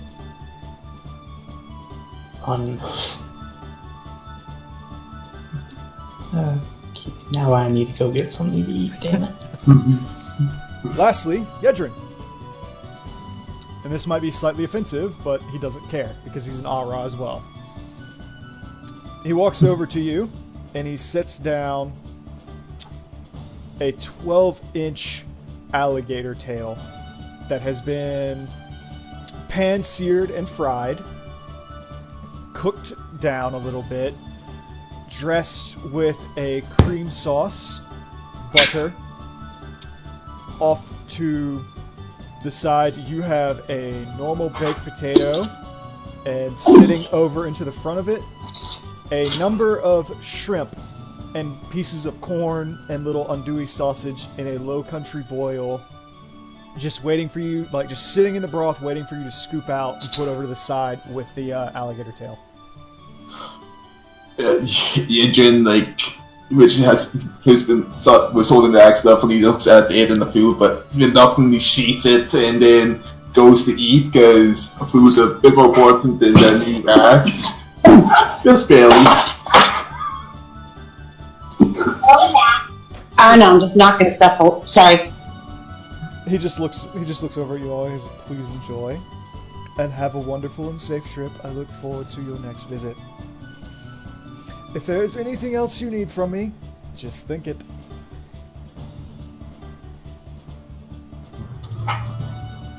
Care package to go. Care package to go. Wonderful, wonderful man. He's just very like he just like calmly like brings one arm behind his back and he's like holding a little care package. God, I love you. God, I love you. He like passes it over. You look inside of it, and it's like a package of dark Bacon. Sorry. Wait for it. You look to the side, there's probably about 6 dark fudge walnut brownies inside that are still warm. Next to an ice crystal is a pint of vanilla gelato. You look inside, you can see that he has candied 12 strips of bacon with maple sugar. So they have been like cooked, they're nice, crisp, and crunchy, and there's like a little instructions that tells you it's like place gelato in bowl, place in brownie, crumble bacon over top. If I haven't said it, I'll say it again. I love you. He's just laughing and like gives her a thumbs up.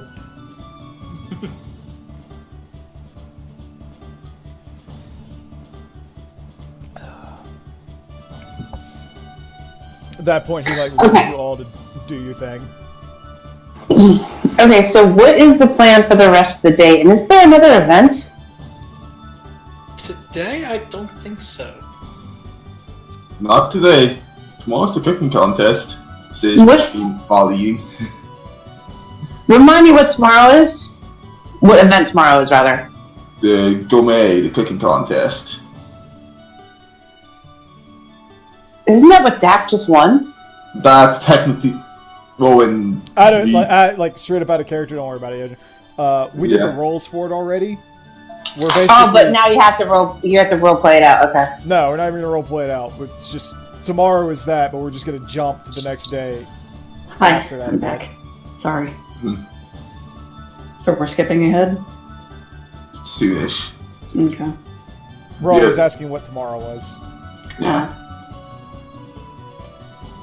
The food was amazing, yes. Totally award-winning. Oh, the food in front of us is definitely award-winning. It was so good, they had it the second time. It was so good, it's as if that time was erased and it never existed. I'm just thinking of the SpongeBob episode with Neptune. That was so delicious, I think I'll have it again! It was so good. It was so good, Heidelin couldn't allow it to exist, so just quietly shuffled that time period out of existence. Essentially, Dak and Fiona, what you missed was Kato got a lobster meal. Yedrin got a Low Country boil and an alligator tail and a baked potato. You just missed more food porn. That was all. Yeah. Pretty much. That's okay.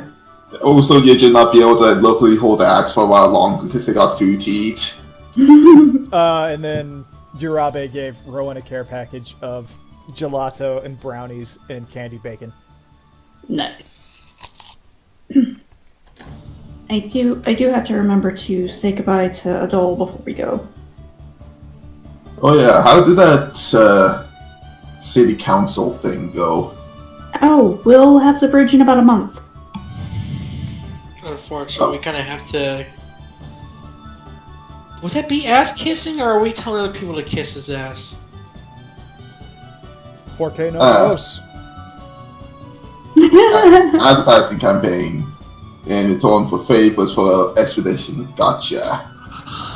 I thought Isgard was bad. Yedrin, roll a perception. Okay. You should see Ulda.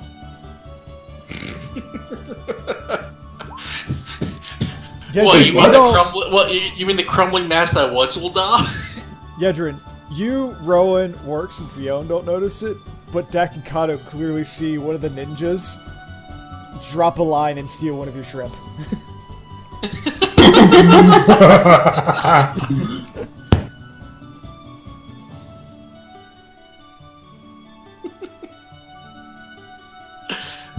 Too busy eating to notice. Like, Dak, you just see, like, Ninja, like, bring his little mask down, like, he notices that you saw him, he's like, Dak doesn't even care, so she, like, gently motions to, like, some of her, Empora and kind of nudges the plate a little forward out of her reach. she's, like, looking around, like, Urabe's looking at him, he's like, no. She's sharing with the ninjas. Yeah, I'm too busy sharing the skull. I'm too busy sharing with myself.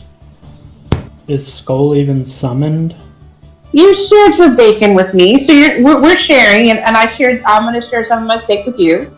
Yay! Of course, Skull's there. Skull's there by default. He is default summoned. Yeah, she summoned him. He's just like, Why would you assume he wasn't summoned? regardless, the next day comes, you all head to bed, you find your rooms are even more immaculate than normal.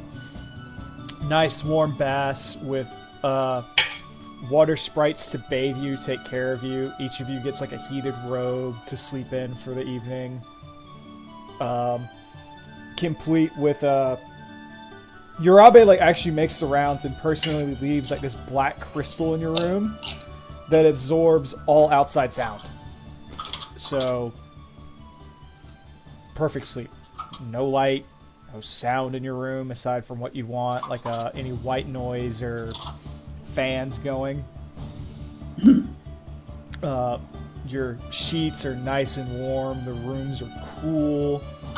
You wake up utterly, completely refreshed in all the ways that you wish you could in real life. Like, perfect, like, 9 hours of sleep. Dak goes off and wins her cooking contest.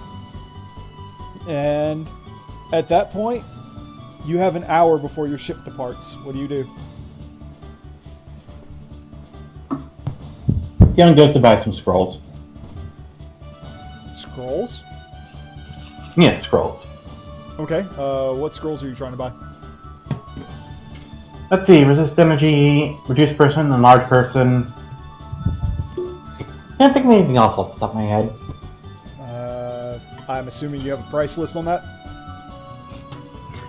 150 for the resist energy and 25 each for the others.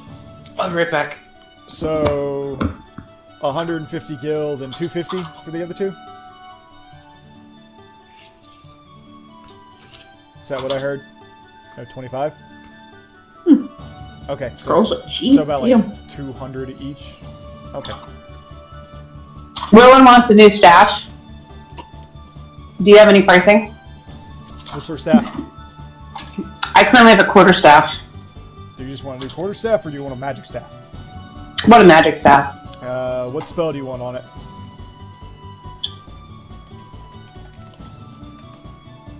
A fire enhancer.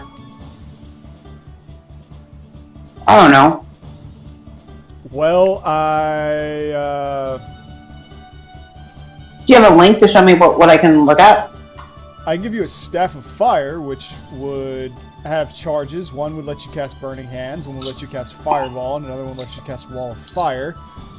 But that would cost you just under 19,000 gil. Yeah, I'm not there yet. So you want a Fire Enhancer. Alright. For the sake of it, Rowan, roll a...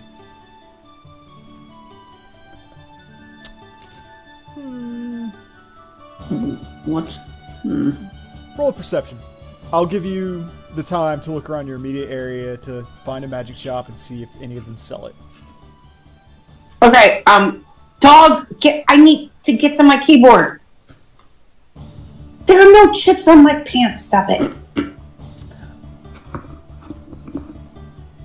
I am back. Why didn't I get a smaller dog? No, I'm kidding. Go back. What's Rowan talking about now? Rowan wants to get a magic staff. Alright, Rowan. You go looking around for a while, and the only thing you find a very, and I mean very, sleazy looking magic dealer off in a corner. He's selling a multitude of staffs and wands, and he looks up at you, and I mean, you look at him, this dude's probably about 67,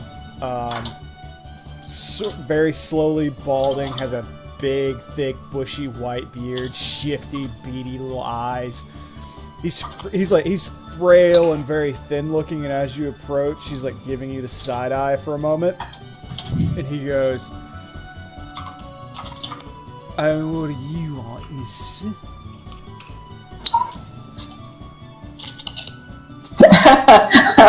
I'm just looking at him like, I'm just looking at staffs and wands.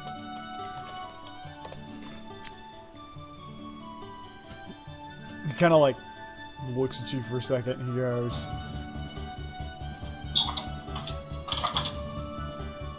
"I got something that you want. What do you want to do? I might have it." I'm just looking for something to enhance my fire magic. He thinks for a moment. He goes, "I might have one."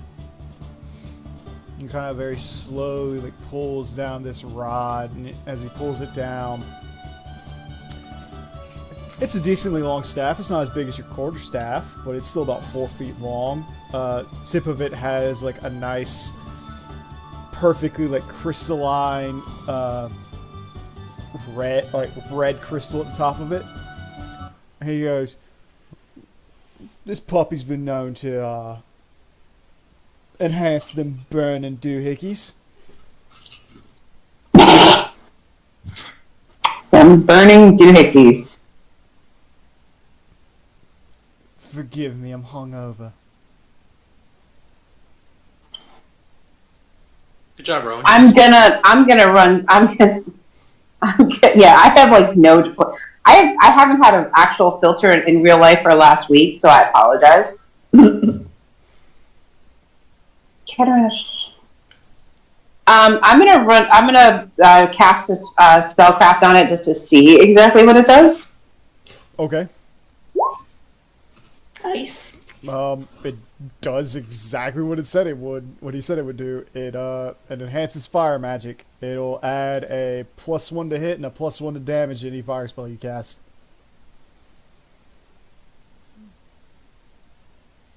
And how much would you be willing to part with that? Just kind of looking at it. And he goes, "How much are you willing to pay?" He goes, "How much are you willing to pay?"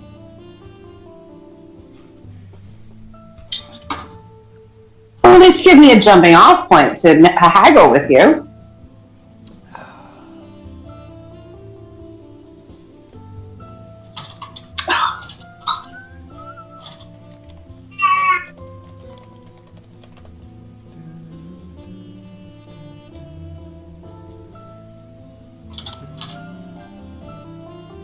Hey, Fionn, do you have like a list of like magic items for that so I could look at it? He kind of goes, Kind of. I just kind of have certain elements of the. he looks at the rod for a second, and he goes, about 1,000. How about 800?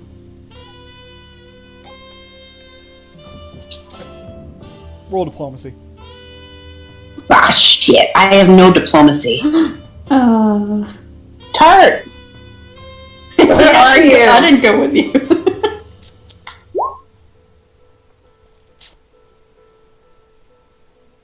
900. Why not? I'll just hand him 900. Passes the rod over to you.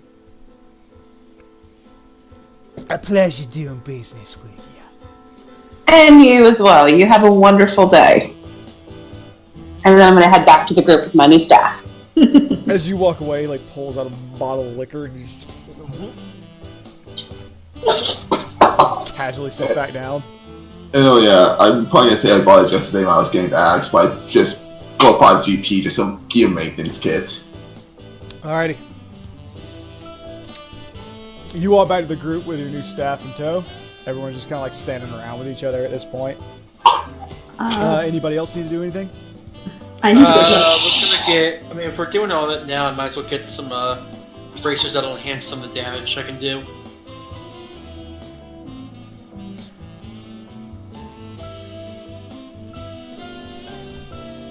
See if I can go get like a damage buff. What's that? Oh, perception.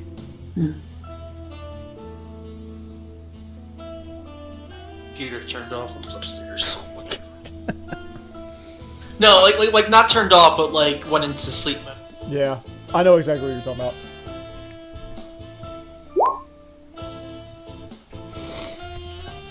So you want a pair of bracers? Like, do you want a bracers of strength or what?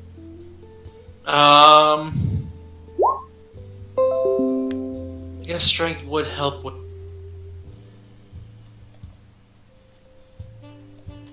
Strength would help damage, right? Yeah, the closest thing that would help damage straight out would be gloves of dueling. Those are expensive though. I'm just trying to think, like, if I go strength because I am my.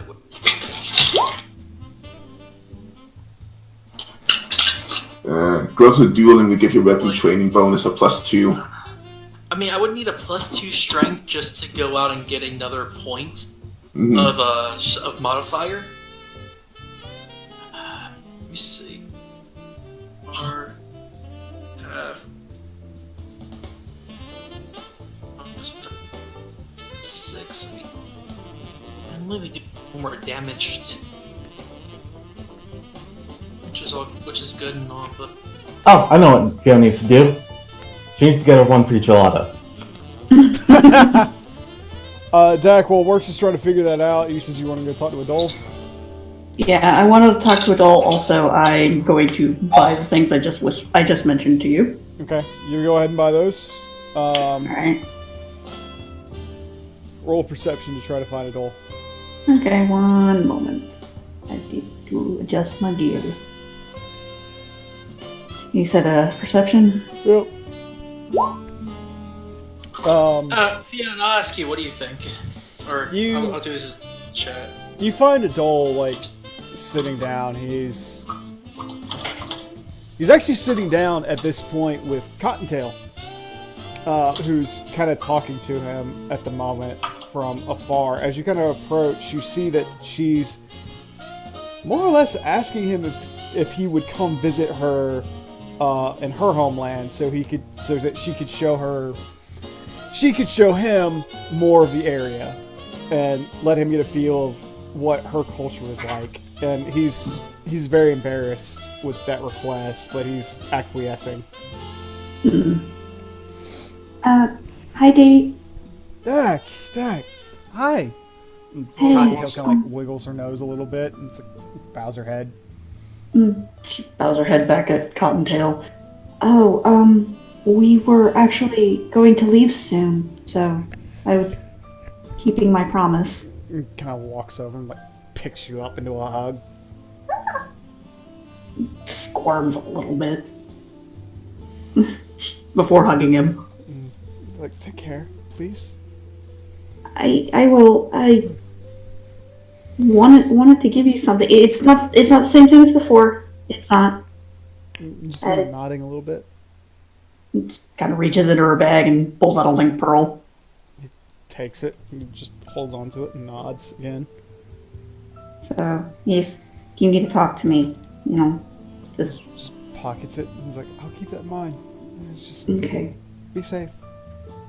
I will. Kind of looks over at Cottontail. It's like, I wanted to show you something else, but I'm a little embarrassed. He's just like, he looks over at Cottontail's like, do you mind? And she just kind of nods and walks away.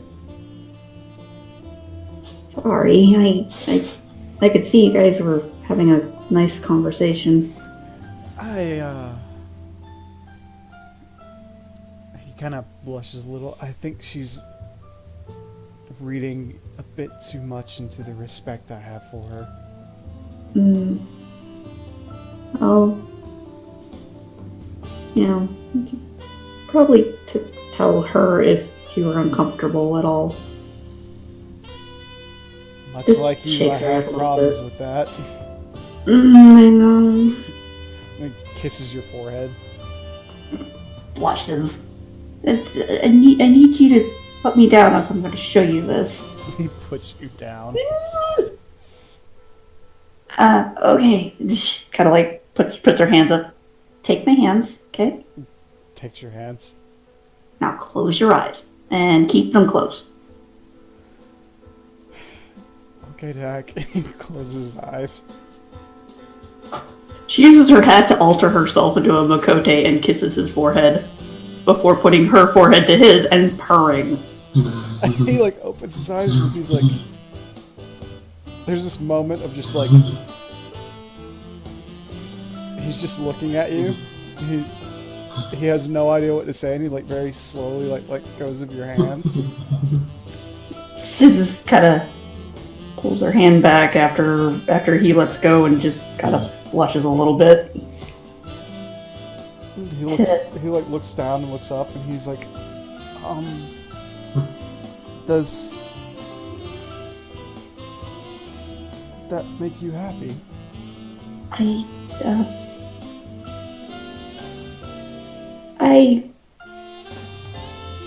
A little bit, if only that I could do something like that and not have to have you kneel down. He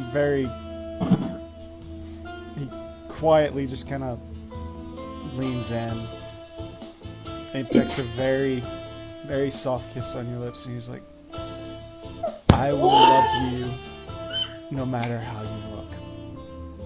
Her face is just freaking rolling berry red now. And he's like, you don't have to change yourself for me. Also, she started purring louder. Aww! You're Fiona dying in the background now. He just casually like pulls you in and he says, I loved you when you were a Lalafell. Did you think that I needed this? I don't. But if it makes you happy, I'm happy.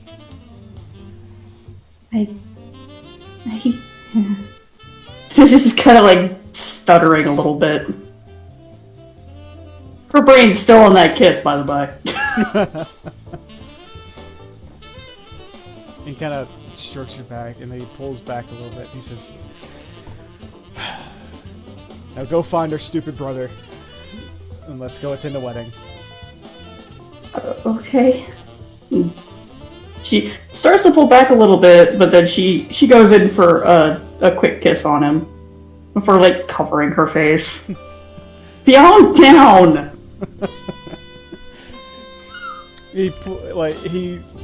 His face is just as red at this point. And he just kind of says, as I said, be safe, please.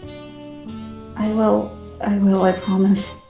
At that point, he just says, I love you. I love...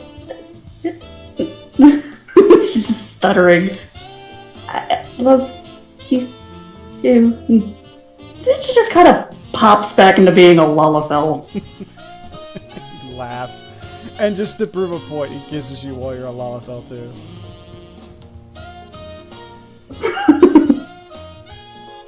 I need to go and see the others. She runs off. He just waves. His face is like bright red. And the party gets to see this rolling berry red-cheeked Lalafell as she returns. Is something the matter, Deepak? Oh, nothing's wrong at all. I see. Oh, Tries to hide her cheeks. Is Skull out or no? he is. Skull's like looking at her, he like sniffs a little bit, and he just smirks. Looks at him like, shh, hush. Dog. He smells day. He smells He day. just goes, not a word from me. Not a word. I'm gonna go see about the boat. Runs. Skull's just laughing.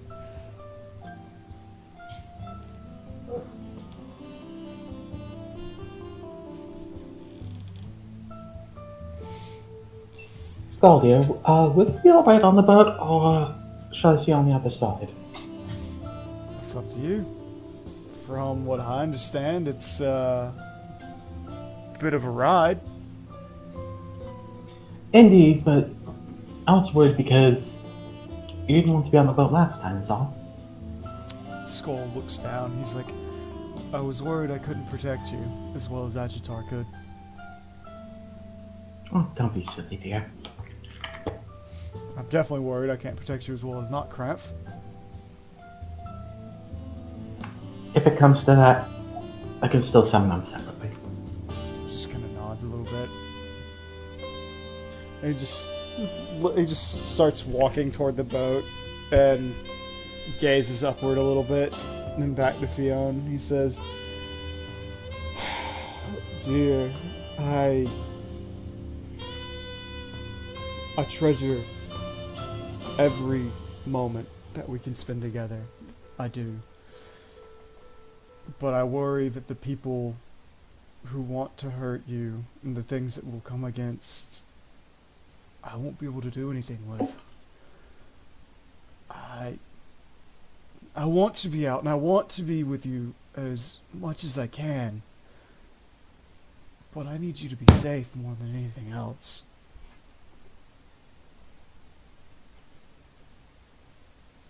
Fionn sighs quietly. I understand, Skull, but it's quite alright. I feel more safe than anything by your side. He just kind of nods a little bit. If that's your wish, who am I to deny it?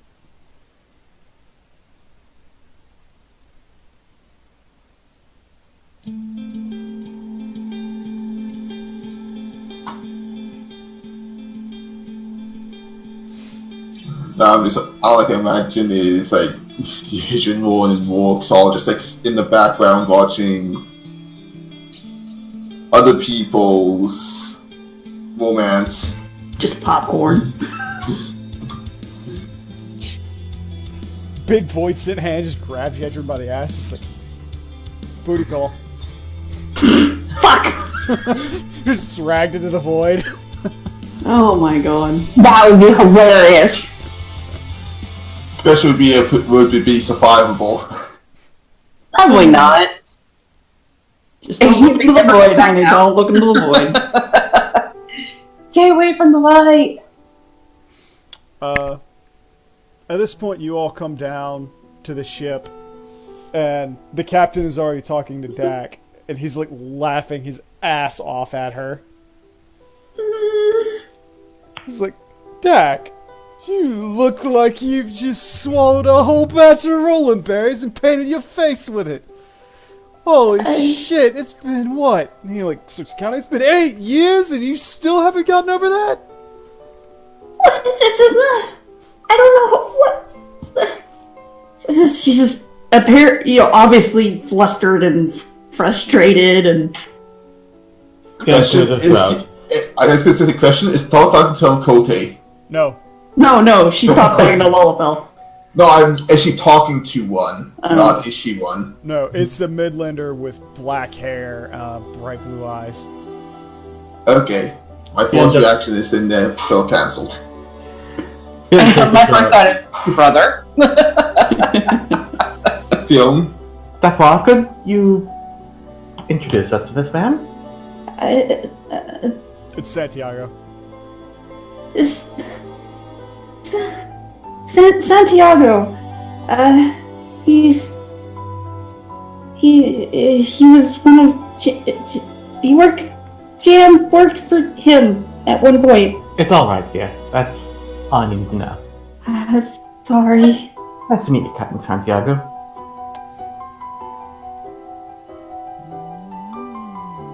Rowan extends her hand. I am Rowan Darcy. Motherfucker. Damn! He just very casually extends his hand and shakes it like he is. That was not the picture you showed me. He's straight up shirtless at this point, like salt kissed all over, like 5 o'clock shadow. He's like, I'm sorry, I'm a bit of a mess. We just got back from an expedition all the way from Doma. We're heading out again, but like, I actually just literally came into port. Well, I like this. you're not a mess at all. And I'm just gonna walk away. Walk away quickly. I dare say that, indeed, you're a mess compared to some here. He just kind of shrugs. He's like, what can I say? Master of good looks running the family. I'll introduce you to Raphael sometime, Dak. I never got to introduce you to my brother. No. Another one with hot brothers. He just kind of holds up his hand. I only have one. Well, that's okay, it's like out of character. At least you don't have to ask about it now. Does he have a brother? He just very calmly, like, kind of runs a hand back through his hair and just goes, so you all want to head to Roz? Yes, I'm looking for one of Jam's brothers. He just kind of, like, narrows his brow. He's like, needle in a haystack on that one. Yeah. Or more like hay in a haystack. Yes, Jam's getting married as soon as I can find him, apparently. He just kind of smiles. It's like, the old Cheshire getting married? Oh, I want to be in attendance for that. Well, he's in Gridania. Yeah. I'm guessing it's soon. She's just... Only as soon as we find him. He just kind of shrugs. He's like, Candy now. I'll do my best. Just ask a Google. If anything, you can just wait for us at the dock, and should we show up empty-handed, you'll not need to worry about finding him for quite... You'll not worry about him for quite some time. Fair enough. If you all want to get on board, the Sea Phantom will be taking off shortly. Alright, thank you very much. Just kind of like waves you all on.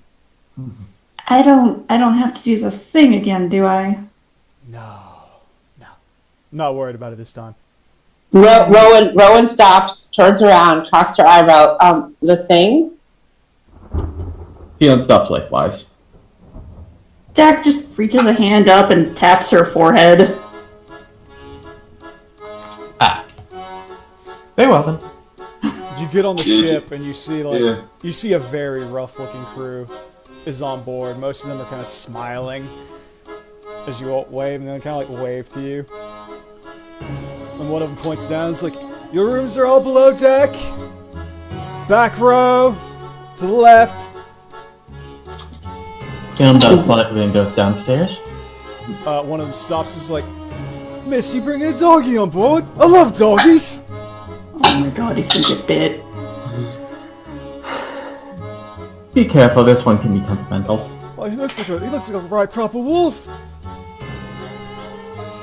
Yes. Wait till she brings out the bear. Yeah, he looks. He's like, what? I'm sorry, nothing. He's like, do you have a bear too? Can we have a dancing bear on board? Not It's so no. boring. a out at dancing sea. bear, and not aboard, personally. He just sort of laughs. And he's like, boys! Let's give a nice sea shanty up here before we leave. No, not a sea shanty. It's like Dak's just gonna moans. one of them like looks over at Dak. Dak, you sang so well last time. Come and join us. I'm not joining you this time. At that point, he like tosses an orange at you. Not like straight your head, like he lobs it at you for you to catch. No, I don't know if that sound came over, but He goes, don't forget your citrus! Don't want scurvy! I'll be up to check the trees later. Duly noted. Thank you much! This is a One of them much looks better over and welcome. goes, you there! Alright! With the spears! Walks. Yeah, he's talking to Works. Yeah, I know he's talking to Walks. I just asked him if Walks is actually there. I think he's muted. And I know he's muted, but I'm not sure if he's actually there. Mm-hmm. Yes, Oh god, I forgot to unmute myself. Okay. You Like, monster! yes! I was screaming like, yes, I want to learn sea shanties! He says, no, we don't want you with the sea shanties. Are you free to join? You look like you got the makings of a dragoon! Technically am. He says, well, me and the lads, we're going to wander in something. Could you jump all the way to the crows? Dax How high is is it? Dax tilting her head back and just puts her hand on her head and They look up shakes and it's it. like, Ah, Thalia Experas. crows is about 50 feet up. What would my maximum height distance be? I don't know. What is your maximum Yeah. height distance? Look at your, look Draw at her your notes. grimoire. Well, there's the thing is, we took out jump for dive bombs, so I don't really exactly have... And you said I can't use that as acrobatics anymore. Oh, then no, you can't. You can't, period.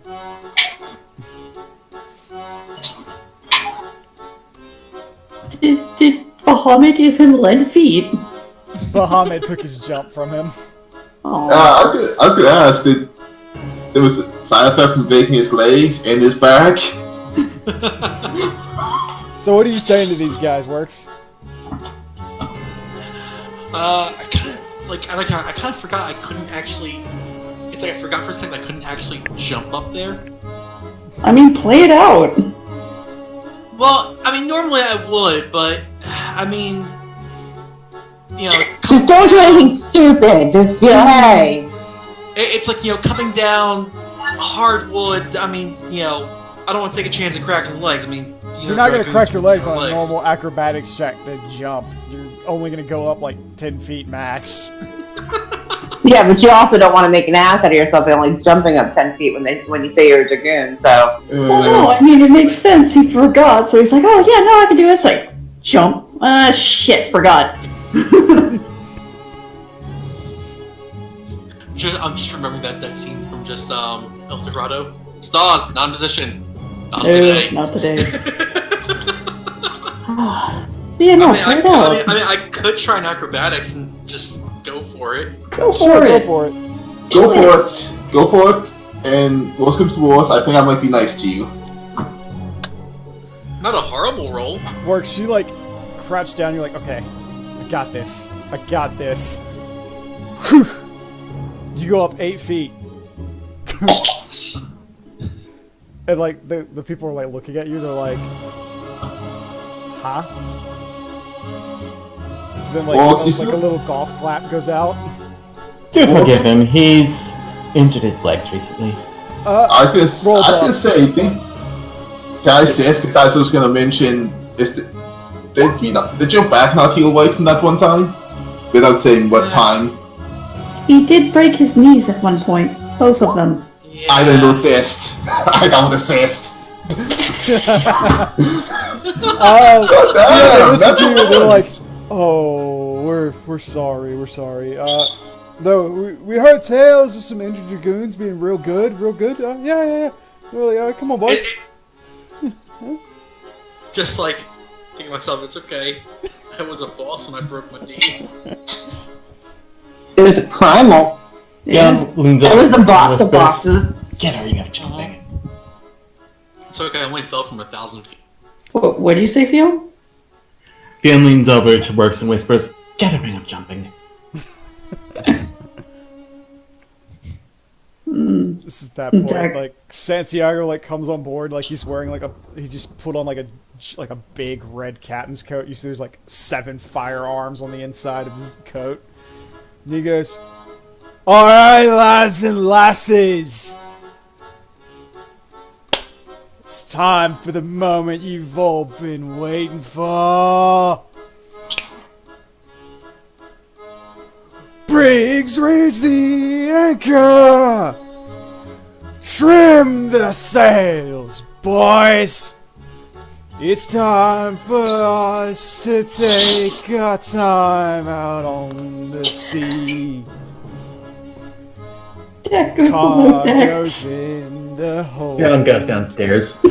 You're just not gonna join in for actually hang out. Like, Good singing is just shanties. they all know. Beyond trips. Feel like trips down the stairs, you just hear.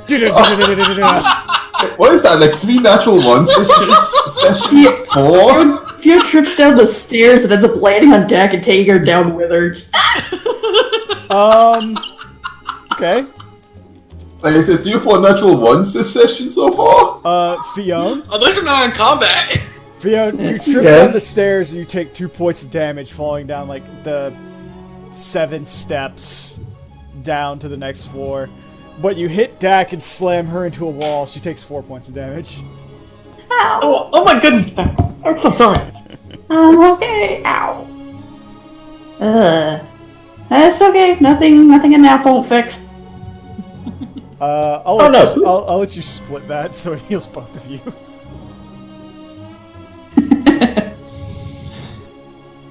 You are too kind. Well, this is a better reception than I got the first time I was on a boat that he was captaining. How was that? You see Santiago walk over and just like toss Kato an apple. They didn't like having women aboard. Oi. Ah. Like just You gotta. Santiago like tosses Kato an apple. He's like, "Boyo, do me a favor. Yeah. I got 3 barrels that still need move into their proper spot. You mind helping the lads?" I guess. I think the apple hits me in the head. Kato's just like Santiago's like looking at you like He's probably going, how the hell are these people not dead yet? But I can imagine it's a tin caught in the head, him just sort of like not even noticing, it's just like looking at him, like, and then eventually goes, ow. Oh my god.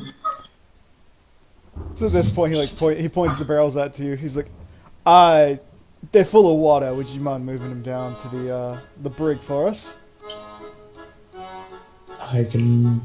Like, how big are these barrels? They're wine cask size. You are a row. Still a pretty decent size. Like it comes up to like your stomach. And it's probably about as wide as you are. I was gonna say, what's your lift, Kato? What's the weight of those barrels? Lift off ground is 600. I think you're fine. I think you're Yeah. fine. Alright. You might not be moving fast depending on your load, but you're gonna get that off the ground. My heavy load is 300, so. It would Please put you, hold it on. would put you in heavy load. But you're alright.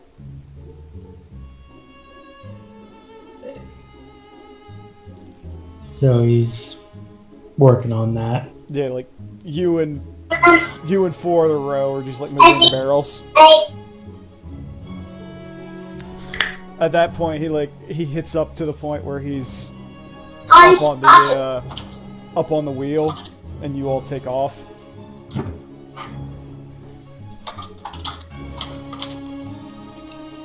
You know, the worst part about tripping down the stairs is I think Beyond dropped her gelato. Oh no. Oh, No, so I that's- assumed she ate it first.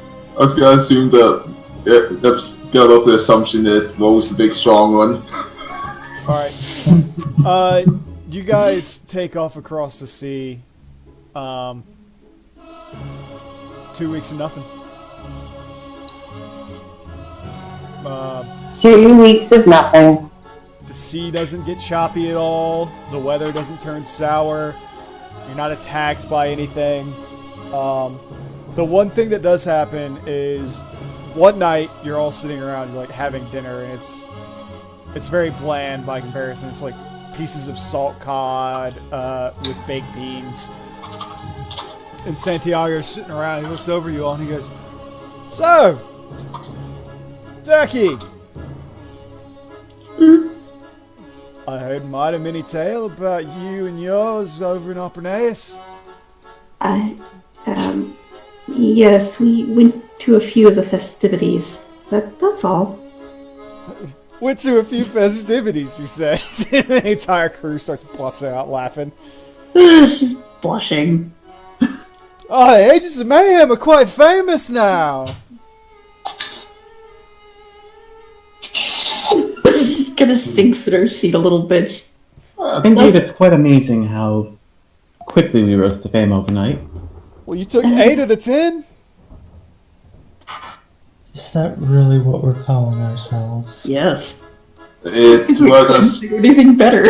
we all suck with team names, so yes. He very quietly, That was in character. Oh, okay. Sorry. he very, quietly, shovels some beans into his mouth and chews for a minute.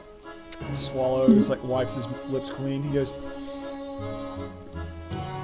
"You won the popularity contest. You won team combat. You almost took single combat, which we all count that as a win, because no one's going to beat Tia. I could have, if my judgment would have a little better, or at least I would have lasted. You took the cooking contest. You almost won behemoth riding. You almost took the magic shows. I mean, obviously, you didn't really compete in the Thieves' Gambit, so what are we counting that for?" Shifty eyes. You don't whistle innocently?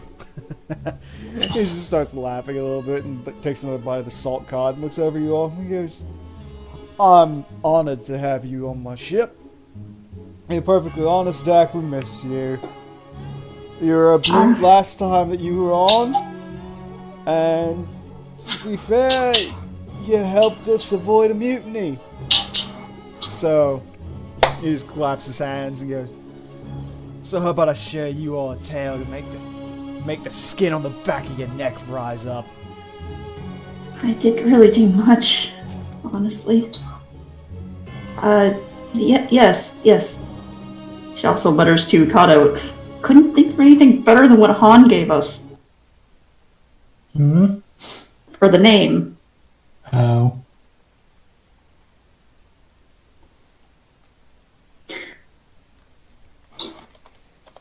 So long as the story's not in song, Santiago, I'd be happy. He laughs, "It's not."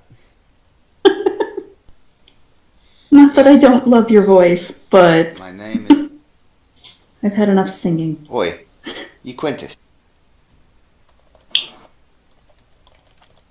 That's the girl who won the popularity contest with a song.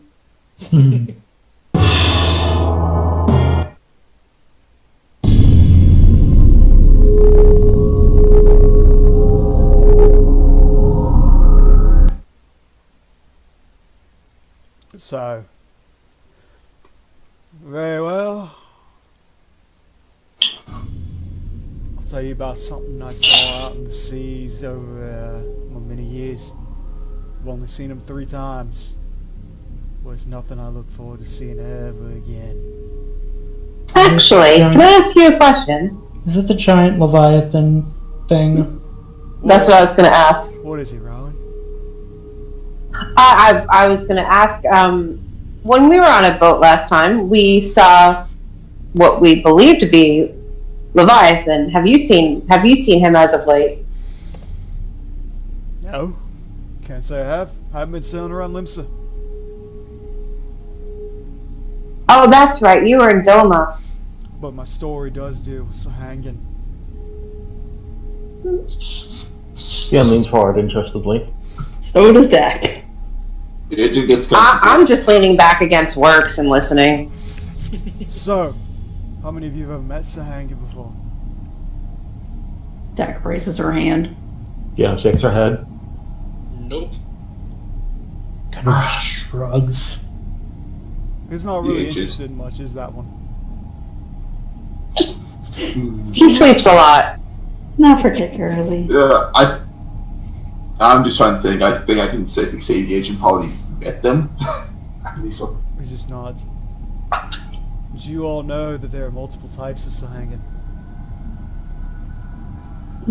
Nods. I heard slowly. tell there are at least 2 different types of Sahag. More like 8, but yeah. The ones you really gotta watch out for are the Black Sahangan.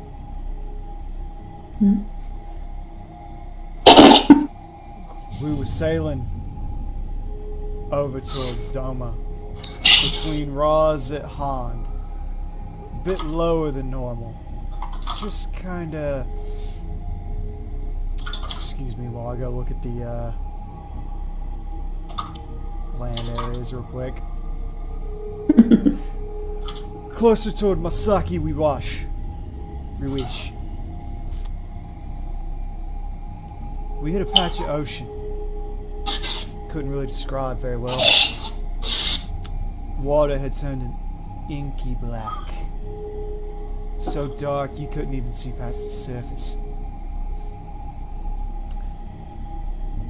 We tried to cast out a line or two, see what we could pull up. One of the men slipped a hook out through the darkness, ran back through, came back with nothing but viscera and blood that none of us could see. Now, obviously, we were right spooked about that, but we're out in the middle of open water. We could start rowing in another direction, but it was black for all that we could see now. What are we gonna do? So, we're just out there, and everything gets eerie silent like. No sound at all. No birds, not a single fish or dolphin or whale breaching. Nothing. It's just quiet. And this sense of dread starts to build through us all. Kinda raising the hackles in the back of our necks, slow like. A few of the men start talking about this feeling of something gnawing at them. Like something tiny had wrapped its mouth around their fingers and was chewing. Yeah, of course, I think sailors are a superstitious lot. Ain't nothing really to worry about. But then I start feeling it. And Dak can tell you, I don't put much belief into the superstitious types. And I definitely am not one to spook easy. Dak is leaned forward and has her hands up near her chin, just nods slowly. So the next thing I know, about an hour passes and we're still in this inky black morass of ocean water. And then I hear a hit the side of the boat. The wet slap of something. And I'm going, in my head, the only thing I'm thinking is, maybe we struck a sea animal or something. Maybe some barnacles got pried off on some low-lying rocks. Well, man looks over the side, sees what he says is a bundle of seaweed, has managed to stick on. As a sailor, I'm used to stuff like that. You see kelp and the like all the time. Not thinking anything of it, I tell the men to keep pedaling on, keep going. We got deliveries to make. And then the sound continues and gets louder. The wet schlick of something starting to hit the wood. And it crawls up. And we're looking down and none of us have any idea what we're looking at. Long-jawed fish man, head almost as long as his torso, coming out of the water, climbing up. 6 arms, all thin and frail, translucent almost. Black flesh and fins prying up onto the top of the deck. Beady eyes, no irises. Long, jagged teeth like serrated daggers. Coming up to look at us. Speaking language that we can't understand. Never heard before. Some of us speak Sahangin. We didn't know what in the hell they were doing. And they came up at us. Long, bony hands holding bonier weapons. Tipped with unholy barbs as they started to make their way towards us. We lost 12 good men that day fighting them. And one of us were ever more scared than we were when we heard them open their throats and issue that guttural cry. Dagon! Dagon! And they took those corpses and jumped back into the water. And we sped out of that dark far faster than any of us ever hoped to. Fionn, with your linguistics check of 25 and his crude replication, the best that you can make out of it is blood for Dagon. Blood for Dagon. Lord for the Lord God. Fionn looks troubled, knowingly so. Legion's thoughts are going towards, why is it always the creatures with the black scales that are bad guys and the white scales are the good guys? Why?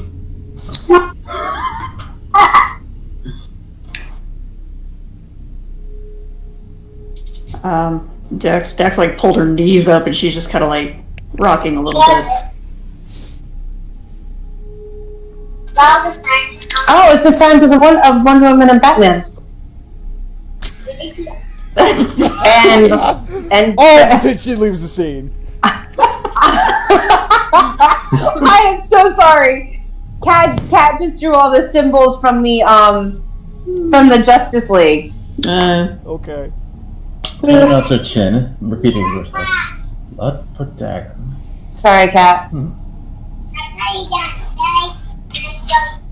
Cat. What for? Very nice. She can't roll knowledge religion, so someone else will have to. Yeah, okay. What's that? A religion roll? Got it. That mean anything to me, Ark?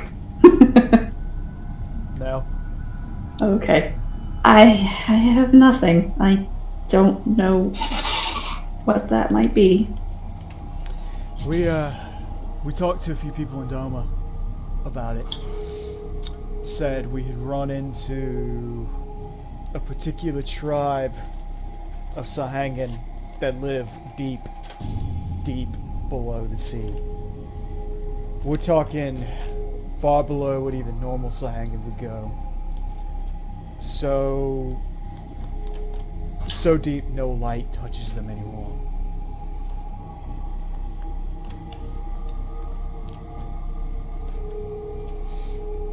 I don't know what they found down there, and I don't want to know. I just hope I never see him again. I hope you don't either. We started calling them the Blackfins. No idea what they actually call themselves.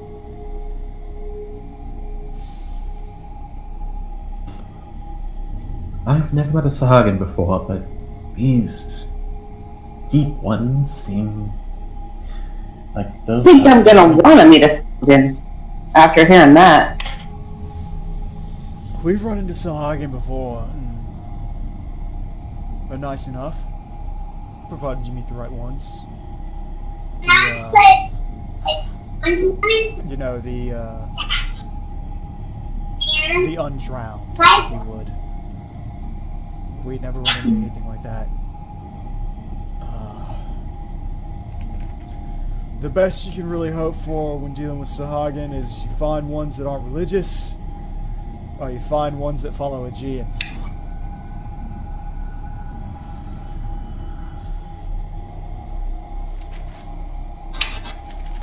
He says, I hope I don't give you all nightmares with that, and I wish you all a good night's sleep.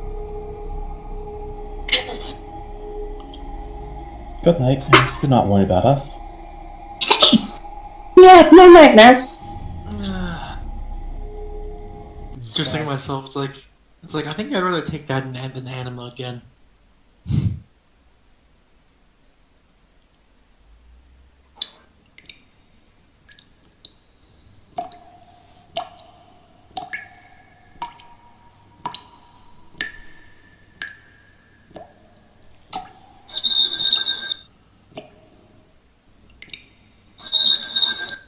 Oh boy. I'm just gonna stay above deck, and I'm just gonna and I just want to look at the stars and enjoy the fresh air for a little while. Fion's remaining restlessly awake. I'm gonna stay up there with Rowan. Dak's gonna crawl into Fion's bed. Fion hugs back. Yes. I'm assuming Skull's out. Yep. He's just laying at the foot of the bed, curled up.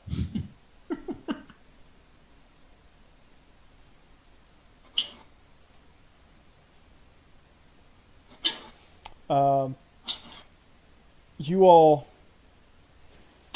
take your sleep. You have your moments.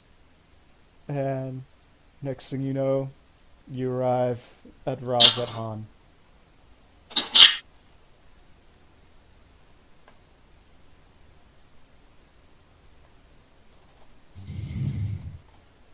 You know, it's so nice taking a boat trip without,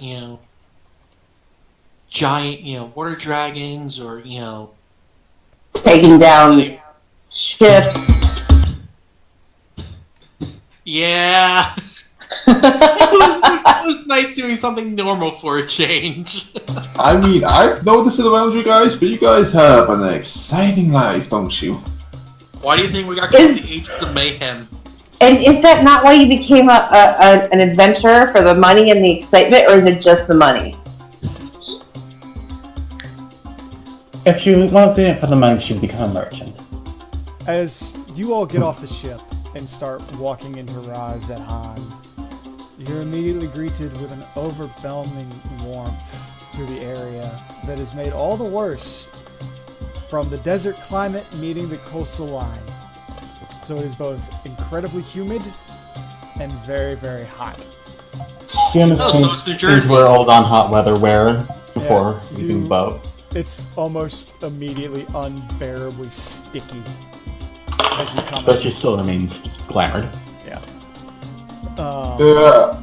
Jaden's gonna actually change his proper hot jet clothes, because I do have those. You all start to look around, and you can see that you've landed in a touristy section of Razat Han. You look around, and it's immediately apparent to you that almost every merchant in this area is either a Rogadin or a Lalafell. The merchants... Otherwise, you do not see Makote. You do not see Highlanders. You don't see Midlanders. You don't see Elizin. It's all Lala or Rogadin. So it's either big people or little people. Yeah. And you start walking in, and can I get everybody to roll perception?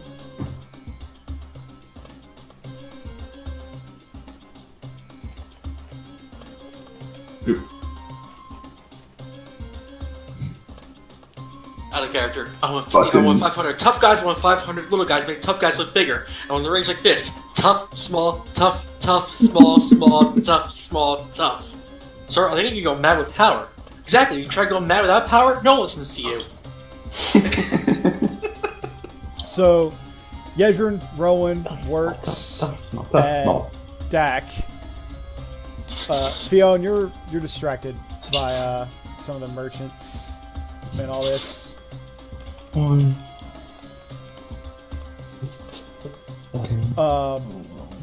you're more or less distracted by the merchants. Some of the things you see, some of them have like grimoires and magical items kind of hanging around. You're like, ooh, shiny thing. You kind of go off to look at that.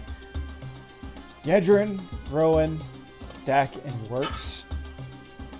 You all, meanwhile, look around for a moment, and as you're looking, your eyes kind of adjust, and you can see sort of back into the tents of these various merchants.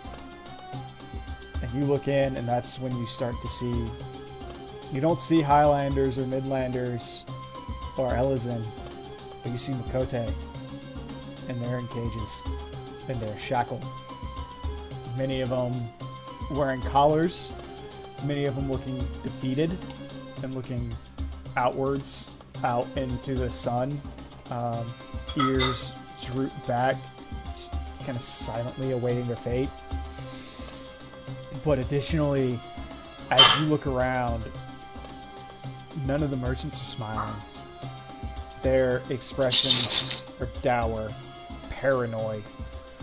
Their eyes are darting back and forth. They're shifting uneasily on their feet, very slowly. Many of them are kind of like rubbing their wrists, like they don't want to be there. And these are the merchants that are doing this? Yes.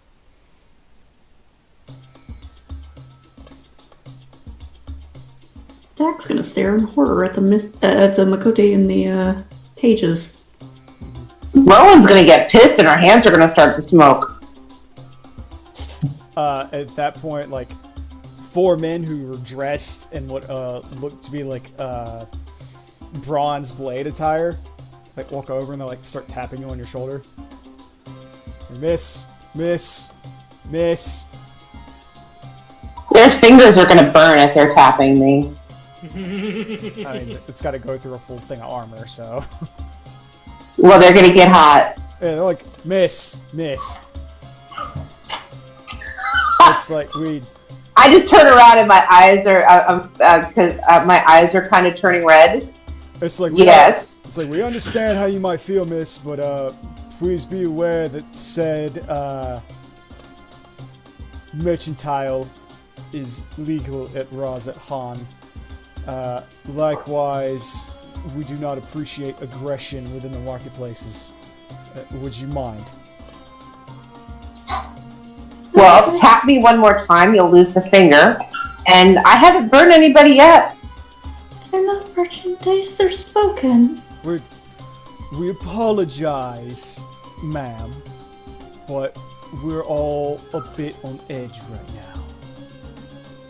And why would that be? Theon turns around curiously. There was a mass murder last week. What? I just turned his heart and just mouthed like Azir. She doesn't see you, she's staring straight at the Makote and just shaking her head. Theon does see this, because since she turned back. Yeah, you saw that. You haven't seen, like, the people in the cages. So what does a mass murder have to do with you guys being on edge? And seriously, how can you even remotely try to defend what you're doing? They're like... And they're like, look, we're just trying to keep the peace here. We apologize for what's going on. If you don't like it, you are absolutely free to leave. We are just here to make sure that no one else dies or gets hurt. Okay? The only person I'd like to kill is a person who thinks that this is proper and easy trade. Rowan, please. I acquiesce. I step back. My eyes aren't glowing anymore, but I'm still pissed. It's like, you're more than welcome to your anger. Just please keep the fireworks to a minimum. Does anybody have calm emotions? I wish. Since Dak went to dinner, do we all want to take a pause? Sure. I Yeah. probably won't be eating till a little bit later, but I can just kind of go and happen. Or I can go to push to talk. Because I want to give my brother a little bit more rest.